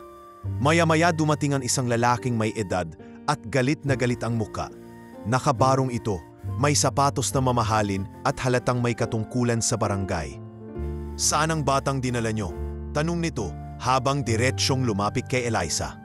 Anak ko yan. O, gulat ni Eliza. Ako ang ama niyan. Hindi nyo ba alam na pinatakas nyo ang anak ko? Umalis siya sa bahay tapos ngayon parang may ginagawa pa kayong drama? Sir, pasensya na po. Wala po kaming alam. Nakita lang po namin siyang duguan sa kalsada. May kasama pong bata. Dinala po namin siya sa ospital. Aba, di parang sinasabi mong pabaya ako sa anak ko? Sigaw ng lalaki. Kung may mangyari sa kanya dito, pananagutan mo to. Sumingit ang doktor. Wala po tayong oras sa pagsisihan. Mabuti na lang po na idala agad dito ang anak nyo. Kung hindi, baka naubusan na ng dugo. Humupa ang galit ng lalaki. Ngunit lumingon pa rin kay Eliza ng masama. Alam ko ang pangalan mo. Ikaw yung bakal bote na inampun daw ng matanda. Huwag mong isipin na pwede kang umastang bayani. Tahimik si Eliza. Hindi siya lumaban. Sa halip, tumingin siya sa batang nakaratay sa kama. Hindi ako bayani. Isa lang po akong taong ayaw makakita ng batang pinapabayaan. Hindi na sumagot ang lalaki. Maya-maya umalis ito matapos makumpirmang ligtas na ang anak. Sa pagbabalik ni Eliza sa mansyon, sinalubong siya ng mga batang nag-aabang sa may gate. Ate Eliza, ano pong nangyari? Maayos na ang bata, safe na siya. Babalik po ba siya rito? Tanong ni Mikmik. Hindi natin alam, pero ang importante, nabuhay siya. Kinagabihan habang mag-isa siya sa veranda, tinanaw niya ang buwan na mataas sa langit. Tahimik, ngunit tila sinasabi sa kanya na ito'y simula ng panibagong yugto. Ang tulungan ng mga batay hindi laging masaya. Minsan, puno ito ng bintang, galit at pagsubok. Ngunit kung susukuan niya ito sa unang unos, hindi na kailanman makakabangon ang layunin ni Clarice. Pagkalipas ng isang linggo, bumalik ang lalaking ama ng batang nasagip nila. Nakasuot ito ng mas payak na polo, walang kasama, at tila mas tahimik ang kilos. Miss Eliza, mahinang bati nito.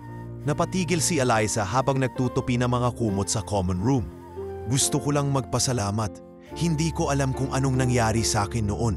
Maraming stress sa trabaho, problema sa pamilya, pero hindi ko dapat nadamay ang anak ko o ikaw. Hindi agad nakasagot si Eliza.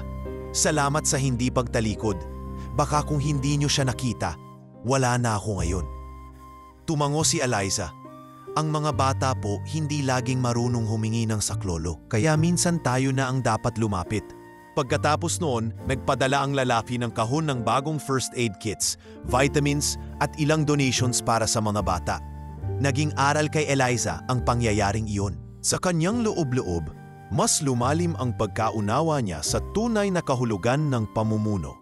Hindi ito posisyon, kundi pagiging handang tumindig para sa iba kahit niyalakang kasiguruhan kung may susunod sa iyong lumaban. Habang isinusulat niya ito sa kanyang diary, tahimik ang gabi sa mansion. Ngunit sa bawat kwarto, sa bawat batang may maayos na higaan, at sa bawat kaluluwang binigyan ng bagong simula, doon siya nakararamdam ng tagumpay. Tagumpay na hindi mailalathala, pero kailanmay hindi mabubura. Mag-aalas 2 ng madaling araw nang magising si Eliza sa tunog ng tila basag na bubog mula sa kusina. Agad siyang bumangon, sinilip ang hallway at sinundan ang pinanggagalingan ng ingay. Ngunit hindi pala basag na pinggan ang narinig niya, kundi tunog ng apoy na kumakalabog sa lumang linya ng kuryente malapit sa likod ng mansyon. "Sunog! Sunog!" sigaw ni Mikmik, isa sa mga batang nauna nang nakabangon. Agad na tumakbo si Eliza. Dinig ang tunog ng kahoy na sumisingaw at palakas ng palakas ang halimuyak ng nasusunog na pintura. Galing sa silid kung saan inilalagay ang mga lumang kagamitan ni Clarice ang apoy. Mga antigong aklat, kurtina, at ilang dokumento ng dating foundation plans. "Lahat ng bata, labas! Labas tayo lahat!" sigaw ni Martin habang tinutulungan ang ilang batang inaantok pa. Sa gitna ng kaguluhan, binalikan ni Eliza ang fire extinguisher sa storage. Ngunit napansin niyang malakas na ang apoy at ang usok ay kumalat na sa hallway. Sa isang iglap, nag-blackout ang buong wing ng mansion. Wala na siyang ibang nagawa kundi tumakbo palabas at tiyaking walang batang naiwan sa loob. Nang dumating ang mga bombero, halos kalahati na ng lumang wing ang natupok. Ang dating silid-aralan, ang maliit na library na itinayo ni Eliza, at ilang lumang kagamitan ni Clarice, lahat nilamon ng apoy. Habang pinapanood ni Eliza ang pagbuga ng tubig mula sa hose ng bumbero, tahimik siyang nakatayo sa tabi ng mga batang umiiyak. Si Angelo ay mahigpit na yakap ang diary na nabuhusan ng tubig, habang si Joy ay may suot pa ring apron na may uling sa dibdib. Hindi siya umiyak, hindi pa. Ang tanging iniisip niya sa mga sandaling iyon ay, ligtas ba silang lahat? Kinabukasan, habang pinapasok ng araw ang nasunog na bahagi ng mansion, binisita ni Eliza ang labi ng library. Tumambad sa kanya ang natirang bakal ng istante, mga pinagsama-samang abo at ilang sulat na halos hindi na mabasa. Isa sa mga pinakamasakit na makita ay ang larawan ni Clarice na dating nakasabit sa dingding. Ngayoy sunog ang kalahati at natira lang ang bahagyang ngiti ng isang batang may pangarap. Naupo siya sa semento. Sa wakas, pumatak ang luha. Tahimik. Mabigat. Parang kinain ng apoy ang ilan sa pinakapundasyon ng kanyang pagkatao. Maya-maya pa, lumapit si Martin at ilang volunteers. Tahimik silang naupo sa tabi niya. "Pasensya na po," bulong ni Joy. Umiling si Eliza. "Wala kayong kasalanan. Hindi rin natin ito ginusto." "Pero ate, paano na yung mga gamit? Yung library?" "Yung sinimulan mo?" tanong ni Mikmik habang pinupunasan ng ilong. Tumingin si Eliza sa kanila. "Pwede pa rin tayong magsimula ulit. Basta kayo, buo pa rin. Yun ang mas mahalaga." Sa mga sumunod na araw, naging abala sila sa paglilinis. Tinanggal ang mga nasunog na tabla, inayos ang mamasilid na nadamay, at siniguro munang walang electrical hazard. Ngunit ang pinakamahirap ay ang muling pagpuno sa silid ng kaalaman na nasira. Nagsimula si Eliza sa pamamagitan ng pagsusulat. Naupo siya tuwing gabi, hawak ang isang maliit na notebook at isinulat ang bawat alaala ng library. Ang bawat libro, ang bawat module, pati na ang mga kwento ng mga batang unang natuto roon. Kung hindi man sila matuto sa libro, matututo sila sa kwento, aniya, habang sumusulat. Ilang araw pa, at lumapit ang mga batang dating tinulungan niya noon. Sina Rina at Joy, kasama na ngayon ang ilang mga dating volunteers na galing sa iba't ibang barangay. "Ate Eliza, may naipon po kami mula sa kikitain ng maliit naming food stall. Hindi po ito malaki, pero baka pwedeng ipambili ng panibagong mga libro." Sabay abot ng envelope. Nagulat si Eliza. "Bakit niyo ito ginagawa?" "Dahil kung hindi mo kami tinulungan dati, baka kami ang nasunog. Ngayon naman kami ang tutulong sa iyo," sagot ni Joy. Sumunod dito, may dumating na van na may logo ng isang kilalang publishing company. Lumapit ang babaeng may hawak na clipboard. Kami po ay na-touch sa balita tungkol sa Bahay Clarice. Mains na tumawag po mula sa University Volunteers at nais naming mag-donate ng 100 bagong libro. Kasunod nito, dumating rin ang dating guro ni Eliza sa community school. Bit-bit ang mga lumang armchair, whiteboard at ilang notebook. Narinig namin ang nangyari. Hindi mo kailangang bumangon mag-isa kasi ang binuo mong tahanan hindi na kayang igiba ng apoy. Sa loob lamang ng 2 linggo, muling nabuo ang maliit na silid-aralan. Hindi ito kasing laki o kasing dami ng una, ngunit may bago itong tatak. Bawat bagay na naruroon ay bunga ng pagkakaisa. Muling bumalik ang sigla sa mansyon. Muling ring bumalik ang tunog ng mga batang bumibigkas ng alpabeto, ng mga voluntaryong nagtuturo at ng mga simpleng tawanan sa ilalim ng bubong na minsan ay nasunog ngunit hindi nawala ang diwa. Isang gabi, habang naglilinis si Eliza sa beranda, nilapitan siya ni Martin. Hindi lahat ng tahanan ay perpektong buo. Minsan, mas matibay yung nawasak pero piniling ayusin. Ngumiti siya, mas matibay kasi yung pinagtulungang buuin. At sa tabi ng pinto, itinayo nila ang bagong karatula. Gawa sa kahoy, nilagyan ng pininturang apoy at dahon. Nakasulat, Bahay Clarice, nasunog pero hindi naubos, patuloy sa pag-asa. Muli siyang tumingin sa langit, sa kanyang pulso. Naroon pa rin ang lumang relo ni Clarice. Tumutiktak pa rin ito, tuloy pa rin ang oras, tuloy pa rin ang laban. At sa bawat tik ng orasan, sinisiguro ni Eliza, walang apoy, walang unos, at walang paninira ang kayang sumira sa layuning pinanday ng pag-ibig. Ilang buwan matapos ang sunog at muling pagbangon ng Bahay Clarice, unti-unti nang naging kilala ang misyon at gawaing sinimulan ni Eliza. Mula sa maliit na komunidad na minsang dumudungaw lamang sa mansyon na inakala nilang hindi nila kayang lapitan, ngayoy isa na itong simbolo ng muling pag-asa. At sa bawat kwento ng batang natutong bumasa, nakapagsulat at muling napatawa sa ilalim ng bubong na minsang nilamon ng apoy, unti-unti ring naabot ang mga taong dati akala ni Eliza ay hindi siya kailanman mararating. Isang araw, habang nagtuturo siya ng basic arithmetic sa 4 na batang lalaki sa maliit na learning room, may dumating na liham. Iniabot ito ni Joy habang abalang inaayos ang mga module sa isang estante. Ate Eliza, may sulat po galing sa isang foundation, ani Joy, habang binabasa ang address sa sobre. Kumuha si Eliza ng basang-basahan at pinunasan ng kamay bago tinanggap ang liham. Binuksan niya ito at binasa sa sarili. Kami po ay mula sa Karunungan Foundation, isang pandaigdigang organisasyong nagbibigay pagkilala sa mga grassroots leaders, nagbibigay ng pagbabago sa edukasyon at karapatang pantao. Nominado po kayo bilang isa sa 3 Pilipinong kinikilala ngayong taon. Kung maaari po, nais po namin kayong anyayahan sa annual awarding event sa Tagaytay bilang bahagi ng aming 25th anniversary. Hindi siya agad nakapagsalita.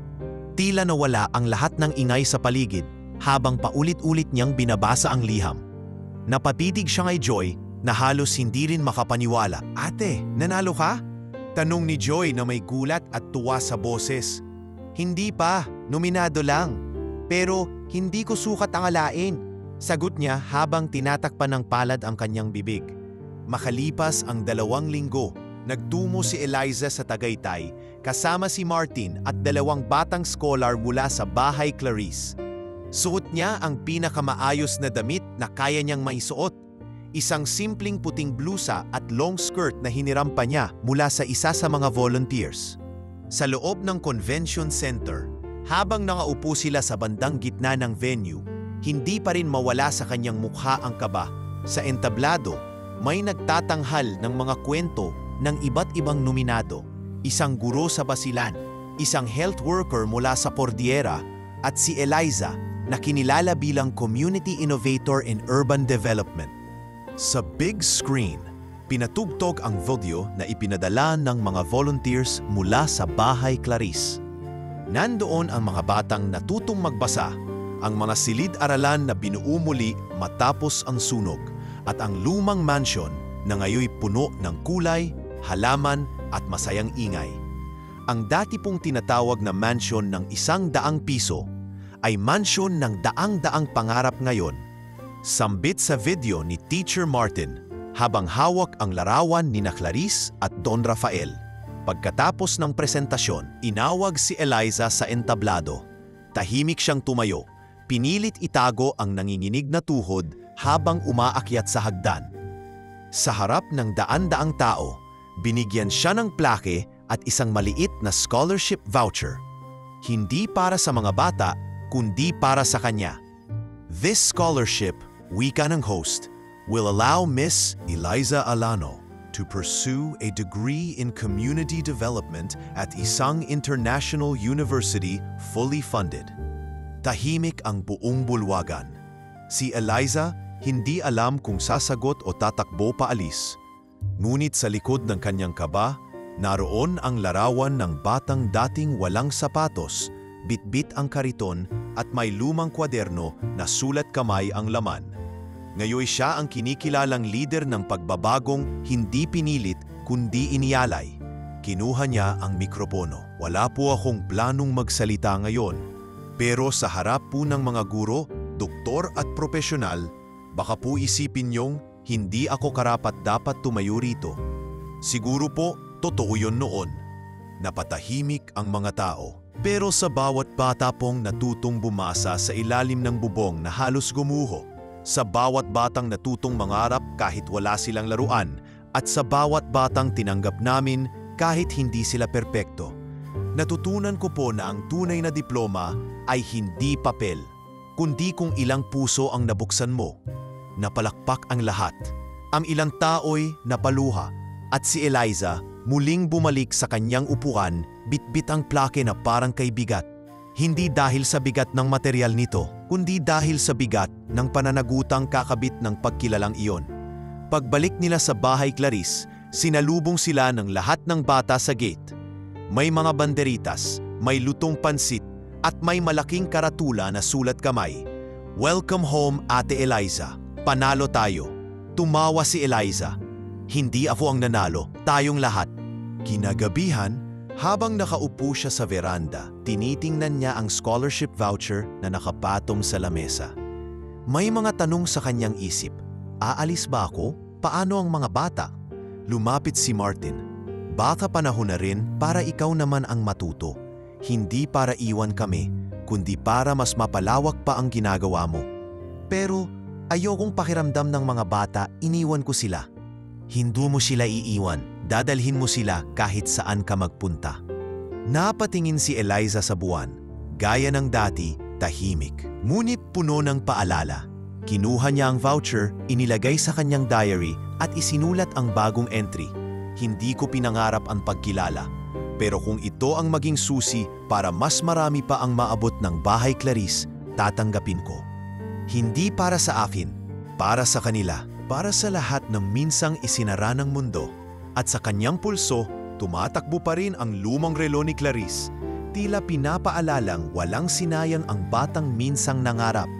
Sa mansyon ng ₱100, nabili hindi ng pera, kundi ng malasakit, patuloy na nabubuo ang bagong kinabukasan.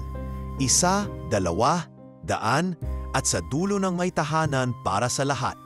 Sa isang hapon ng Hunyo, habang umuulan ng banayad sa labas ng bahay Clarice at abala ang mga bata sa loob ng silid-aralan sa paglikha ng mga poster para sa Linggo ng Pag-asa, isang hindi inaasahang bisita ang dumating sa gate ng mansyon. Nakatayo ito sa ilalim ng payong, suot ang manipis na jacket at kupas na pantalon. Matagal bago siya napansin ng mga volunteers at si Mikmik pa ang unang nakakita sa kanya habang nagtapon ng basura. Ate Eliza, sigaw ng bata, habang tumatakbo papasok. May matandang lalaki po sa labas. Mukhang kilala ka. Agad na lumabas si Eliza. Hawak pa ang basang bimpo mula sa kusina. Paglapit niya sa gate, napahinto siya. Ang lalaking nakatayo ron ay hindi niya inasahan na makikita pa. Ruel? Mahina niyang sambit. Parang hindi makapaniwala. Ang lalaki ay si Ruel Alano, ang kanyang ama. Ang lalaking umalis sa kanilang mag-ina nang siya'y 7 taong gulang. na hindi na bumalik kahit kailan. Nakalugay na ang buhok nito, may puting buhok na sa gilid, at ang dating tikas ng katawan ay ngayoy baluputot ng taon at pagkakasala. Eliza, mahina ang tinig ni Ruel. Narinig ko ang tungkol sa'yo. Narinig ko ang ginawa mo rito. At hindi ko mapigilan ang sarili kong hindi dumating. Hindi agad nakakilos si Eliza. Tila nagugat ang kanyang mga paa sa simento. Sa gitna ng ulan at lamig ng hangin, sumabog sa kanyang alaala ang mga gabing pinagtatanong niya sa kanyang ina kung bakit iniwan sila. Kung bakit kahit kailan ay hindi man lang ito nagpadala ng sulat o kahit pera panggatas. Lahat ng sakit tila biglang lumutang sa harapan niya. Bakit ka nandito? Tanong niya sa wakas. Hindi galit kundi puno ng hinanakit. Tumango si Ruel, parang tinatanggap ang tanong. May sakit ako, Eliza. Hindi ko alam kung gaano pa ako katagal. Gusto ko lang sana, kahit sandali, makita ka. Humingi ng tawad. At kung papayagan mo ako, gusto kong makita ang bahay na ginawa mo. Gusto kong makita kung anong klaseng tao ang lumaki mula sa kasalanang iniwan ko. Tahimik si Eliza. Tiningnan niya ang lalaki sa harapan niya. Hindi na ito ang lalaking nagpabigat sa pagkatao niya noon, kundi isang multong nagpakita upang isara ang sugat na matagal na niyang tinatahi. Maya-maya, binuksan niya ang gate. Pumasok ka. Tahimik silang naglakad papasok sa loob ng mansion. Sa bawat hakbang ni Ruel, tila lumiliit siya. Parang hindi siya sigurado kung may karapatan ba siyang humakbang sa lugar na iyon. Nang makapasok sila sa mismong sala, bumungad sa kanya ang larawan ni Don Rafael at Clarice na nakasabit sa itaas ng altar ng sala. Ito po ang nagbukas ng pintuan para sa akin, sabi ni Eliza habang tumayo sa harap ng larawan. At itong bahay, dati lang pangarap ng mga batang walang tinig. Ngayon, tahanan na ito ng higit sa 50 bata at tumutulong pa sa iba't ibang lugar. Hindi ako makapaniwala na anak ko ang gumawa nito, sambit ni Ruel habang dahan-dahang naupo sa upuang kahoy sa gilid. Ginawa ko ito hindi dahil gusto kong ipakita na kaya ko, sagot ni Eliza habang nauupo sa tapat niya. Ginawa ko ito dahil ayaong may bata pang maranasan ang naramdaman ko noong iniwan mo kami. Napaiyak si Ruel. Hindi niya kinayang tumingin sa anak niya. Pinagbayaran ko ang mga asalanan ko, Eliza. Nakulong ako sa kasong estafa. Nalulong ako sa sugal, sa bisyo. Wala akong mukhang maipapakita sa iyo ngayon. Pero hindi na ako humihiling ng pagtanggap. Gusto ko lang maramdaman mo na pinagsisisihan ko ang lahat. Tahimik si Eliza. Sa kabila ng lahat ng iniwan nitong sakit, may bahagi sa kanyang puso na gustong palayain ang sarili mula sa bigat ng galit. Sa loob ng mansion na itinayo niya mula sa mga piraso ng pangarap, marahil ito na rin ang tamang panahon para tuldukan ang kabanatang matagal na niyang ikinubli. Hindi mo kailangan humingi ng pahintulot para magsisi, sagot niya. At hindi mo rin kailangang pilitin akong tanggapin ka ulit bilang ama. Pero bilang tao, bibigyan kita ng puwang. Pwede kang manirahan dito sa likod. May lumang silid kami roon para sa mga matatandang walang matirhan. Nanlaki ang mata ni Ruel. Papayagan mo akong tumira rito? Hindi bilang kapalit ng pagkatao mo noon, sagot ni Eliza, kundi bilang bagong pagkakataon para sa iyo, para sa akin, para sa ating sugat na kailangang tuluyang maghilom. Sa mga sumunod na linggo, nanirahan si Ruel sa maliit na kwarto sa likod ng bahay Clarice. Tumutulong siya sa pag-aayos ng mga sirang gamit. Minsang naguhugas ng plato at tahimik lang sa tuwing may mga bagong bata. Wala siyang tinanong. Wala rin pilit na pakikipaglapit kay Eliza. Ngunit ramdam niya ang presensya ng isang pusong dumaan sa apoy at piniling huwag nang magsunog muli ng iba. Isang gabi, habang pinagmamasdan ni Eliza ang mga bata sa veranda, lumapit si Ruel at iniabot ang isang lumang pendant na galing pa sa kanyang ina. Naipon ko to noon. Luma na, wala nang halaga sa merkado. Pero noong maliit ka pa, suot mo to. Iningatan ko kahit wala na ako sa buhay mo. Tiningnan ni Eliza ang pendant. May pangalan niya sa likod, inukit ng pino, Eliza R. Alano. Hindi niya alam kung bakit, pero tinanggap niya iyon. Isinuot niya ito at sa unang pagkakataon, Niyakap niya si Ruel, hindi bilang pagbawi ng nakaraan, kundi bilang hudyat ng pagbitaw sa bigat ng galit. Kinagabihan, isinulat niya sa kanyang diary, ang pagpapatawad ay hindi pagbubura ng sakit. Isa itong desisyong bitawan ang lubid na matagal nang sumasakal sa puso mo. Ngayong gabi, pinili kong huminga ng maluwag, hindi para sa kanya, kundi para sa sarili ko. Sa bahay Clarice, lumalalim ang gabi. Ngunit sa loob ng mga kwarto, mas lalong lumalalim ang pangunawa ni Eliza sa tunay na anyo ng tahanan. Hindi lang ito bubong, hindi lang pader. Isa itong lugar kung saan pinipili mong patawarin kahit ang sugat. Dahil alam mong sa pagbitaw, doon ka lang talaga tuluyang magiging malaya. Mainit ang sikat ng araw sa bauran ng bahay Clarice. Sa ilalim ng puno ng mangga, may 6 na batang nagpipintura ng mga lumang gulong na gagawing flower pots. Sa isang tabi, si Eliza ay abala sa paglalagay ng budget report sa harap ng lumang laptop, habang si Martin ay nagpapakain ng mga manok sa likod ng garden. Ate Eliza, yung blue po bang pintura pwede sa loob ng bahay? Tanong ni Joy habang bitbit ang lata. Mas okay kung white sa loob, blue sa labas. Gusto natin maliwanag tingnan, di ba? Sagot ni Eliza habang hindi inaalis ang mata sa Excel sheet. Pansin ko, mas madalas ka nang nasa harap ng laptop ngayon. Sabay upo ni Martin sa tabi niya, may dalang kape. Dumarami kasi yung reports para sa donors. Tsaka itong expansion project natin sa Tondo, medyo mabigat sa logistics. Kailangan ko ng malinaw na computation. Tumango si Martin. Tahimik siyang sumandal sa silya at sinipat ang profile ni Eliza. Kita sa mukha ng dalaga ang pagod, ngunit sa likod ng bawat linya ng noo nito ay naroon pa rin ang determinasyon. Ang uri ng pagod na hindi dulot ng kawalang layunin, kundi ng labis na pagmamalasakit. Eliza, mahina niyang sabi. Napalingon ng dalaga. Naalala mo pa ba yung sinabi ko noon na kailangan mo rin magpahinga? Maglaan ng panahon sa sarili mo? Alam ko, sagot ni Eliza. Pero yung mga batang to, sila ang pahinga ko. Kapag nakikita kong natututo sila, gumagaling, tumatawa, parang ako rin yung pinapalakas nila. Huminga ng malalim si Martin. Pero may tanong ako sa'yo, hindi bilang guro, hindi bilang volunteer, bilang tao. Napatingin si Eliza sa kanya, bahagyang nagulat sa biglang pagbabago ng tono. Naisip mo na ba kung kailan mo pahihintulutang mahalin ka ulit? Hindi agad nakasagot si Eliza. Kumabog ang dibdib niya, hindi dahil sa kaba, kundi dahil sa bigat ng tanong na matagal na niyang iniiwasan.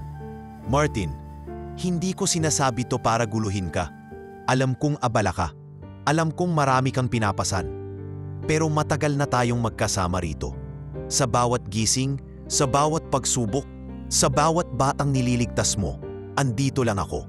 At sa bawat araw na lumilipas, lalo akong nahuhulog sa'yo. Timingnan siya ni Eliza. Matagal, walang salita, hanggang sa tuluyang tumingin ito sa kanyang laptop at pinikit ang mata. Martin, hindi ako perpekto. May mga sugat pa rin akong dala. At minsan, natatakot ako na baka ang pagmamahal, pagod lang ulit ang kapalit. Lumapit si Martin. Maingat, hindi siya humawak, hindi rin siya nagtangkang pagdikitin ang espasyo sa pagitan nila. Hindi ako andito para maging sagot sa lahat ng tanong mo. Pero andito ako para hindi mo harapin lahat ng tanong ng mag-isa. Tumulo ang luha sa gilid ng mata ni Eliza. Hindi siya sanay sa ganitong pag-uusap. Ngunit ang mga salitang iyon ay para bang pahina ng isang aklat na matagal na niyang tiniklop. Sa dami ng nasira, natutunan kong ayusin ang lahat. Bahay, kwento, pader. Pero hindi ko pa natututunang ayusin ang puso ko. Simulan natin dahan-dahan, sagot ni Martin. Walang deadline, walang pressure. Isang hapunan muna. Tayo lang, sa likod ng garden. Napatawa si Elisa sa gitna ng luha. Kapag ikaw ang nagluto, baka maospital pa ako. Grabe ka naman, marunong akong maglaga ng itlog. Biro ni Martin, sabay tawa. Sa gabing iyon, sa ilalim ng ilaw ng solar bulb na isinabit ng mga volunteers sa puno ng mangga. Naglatag si Martin ng simpleng hapunan, tinulang manok at pritong lumpia. May dalang plastic flower sa gitna ng mesa at 2 basong may yelong kalamansi juice. Aba, kumpleto ang setup, sabi ni Elisa habang papalapit. dati kang batang bakalbote. Ako, dating teacher na hindi marunong umamin ng nararamdaman. Pareho tayong hindi inaasahan. Pero baka tayo ang matagal nang hinahanap. Tahimik silang kumain, walang formal na tanong, walang matitinding salita. Tanging tahimik na pagtanggap. Tanging pakiramdam na sa gitna ng lahat ng responsibilidad, may bahagi ng sarili na karapat-dapat ding alagaan, kilalanin at mahalin. Ilang linggo pa ang lumipas, unti-unting naging bahagi ng araw-araw si Martin, hindi lamang bilang volunteer, kundi bilang kasama ni Eliza sa mga mahahalagang desisyon. Nagtulungan sila sa pag-aayos ng expansion sa Tondo, sa pakikipag-ugnayan sa mga partners at maging sa pag-alaga sa mga batang may sakit. Hindi nila ipinamuka ang kanilang relasyon. Wala ring malaking anunsyo, ngunit kitang-kita sa bawat kilos nila ang respeto, pag-aalaga at katahimikan ng 2 taong dumaan sa unos at piniling sabayan ang isa't isa sa paghilom. Isang gabi, habang sabay silang naglalakad sa likod ng mansyon, huminto si Martin sa ilalim ng punong itinanim nila 2 taon nga ang nakalipas. May mga bulaklak na itong kulay dilaw at may upuan sa gilid. Naalala mo? Ikaw ang nagtanim nito? Oo, sabi ko, kapag namulaklak ito, ibig sabihin may bago nang simula. Lumuhod si Martin. May hawak na maliit na singsing na gawa sa kahoy. Nililok niya mismo gamit ang patapong piraso mula sa nasunog na library. Hindi ito mamahalin, pero galing ito sa lugar kung saan natin muling sinimulan ang lahat. Gusto kong sa bawat araw sabay tayong mamili ng buhay na may kabuluhan. Napaluha si Eliza. Walang engrandeng eksena, wala ring sigaw. Tanging isang matatag na oo tang isinagot niya.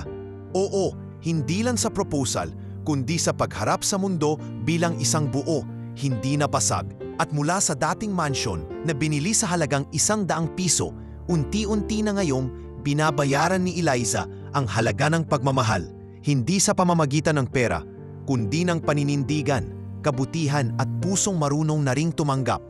Tumanggap ng pag-ibig. Sa gitna ng lahat, 1 buwan, makalipas ang hindi inaasahang proposal ni Martin. Tila lalong lumalim ang katahimikan sa bahay Clarice. Ngunit hindi ito ang uri ng katahimikang puno ng lungkot. Bagkus, ito'y kalmadong katiyakan ng direksyong pinili ni na Eliza at Martin. Patuloy ang mga aktibidad sa bahay ampunan, patuloy rin ang dumadating na mga lihim na tulong mula sa mga hindi nagpakilalang donors. Isa sa mga ito ay ang malaking donasyon mula sa isang foreign NGO na hindi nila inaasahan. Martin, tingnan mo to, wika ni Eliza habang hawak ang sulat mula sa courier. May padala galing sa Switzerland.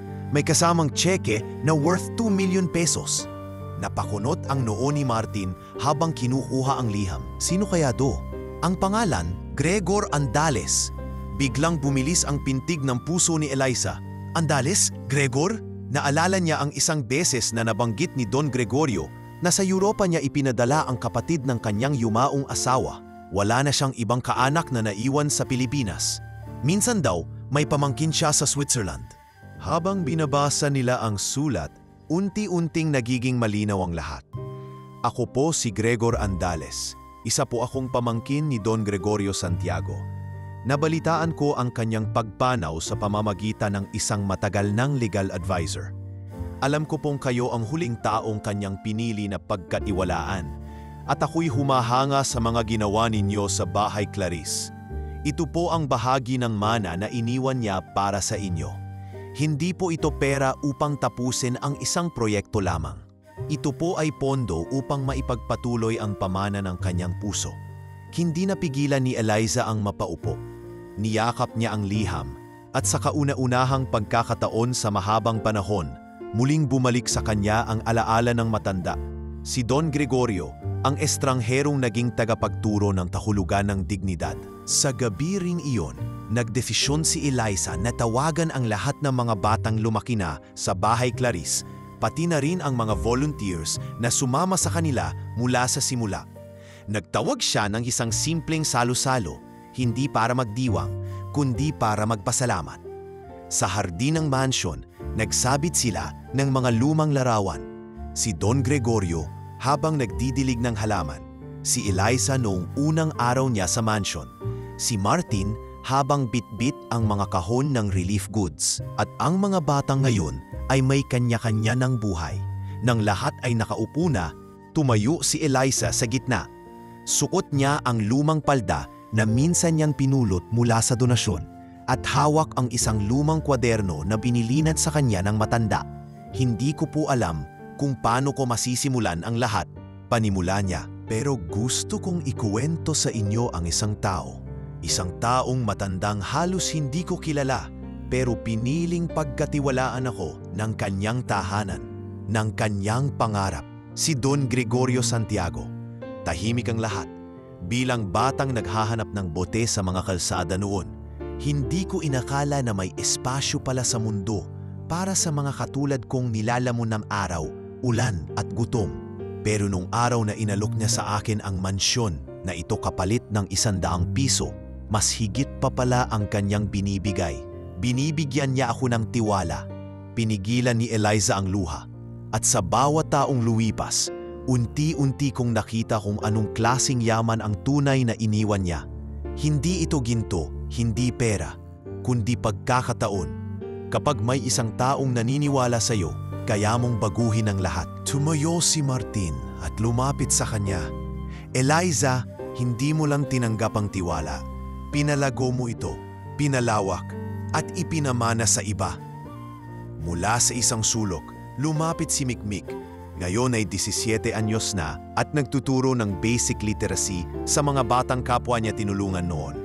Ate Eliza, alam mo ba, sa tuwing tinatanong kami kung bakit kami natutong mangarap, lagi naming sinasabi, dahil may isang taong dating naghahanap ng bote, pero ngayon ay tagapagtayo ng mga tahanan. Nagpalakpakan ng lahat, tahimik ngunit may bigat. Sa huling bahagi ng programa, inilabas ni Eliza ang lumang plake na gawa sa kahoy. Isinulat doon ang mga salitang minsang binigkas ni Don Gregorio. Ang tunay na yaman ay hindi kung anong naiwan mo sa iyong bank account, kundi kung gaano karaming puso ang napabago mo dahil sa kabutihan. Itinayo nila ito sa gitna ng hardin ng mansion malapit sa punong mangga na siyang sumaksi sa paglalakbay ng bawat isa. Makalipas ang 2 linggo, nagsimula na ang pagtatayo ng panibagong sangay ng Bahay Clarissa Tondo.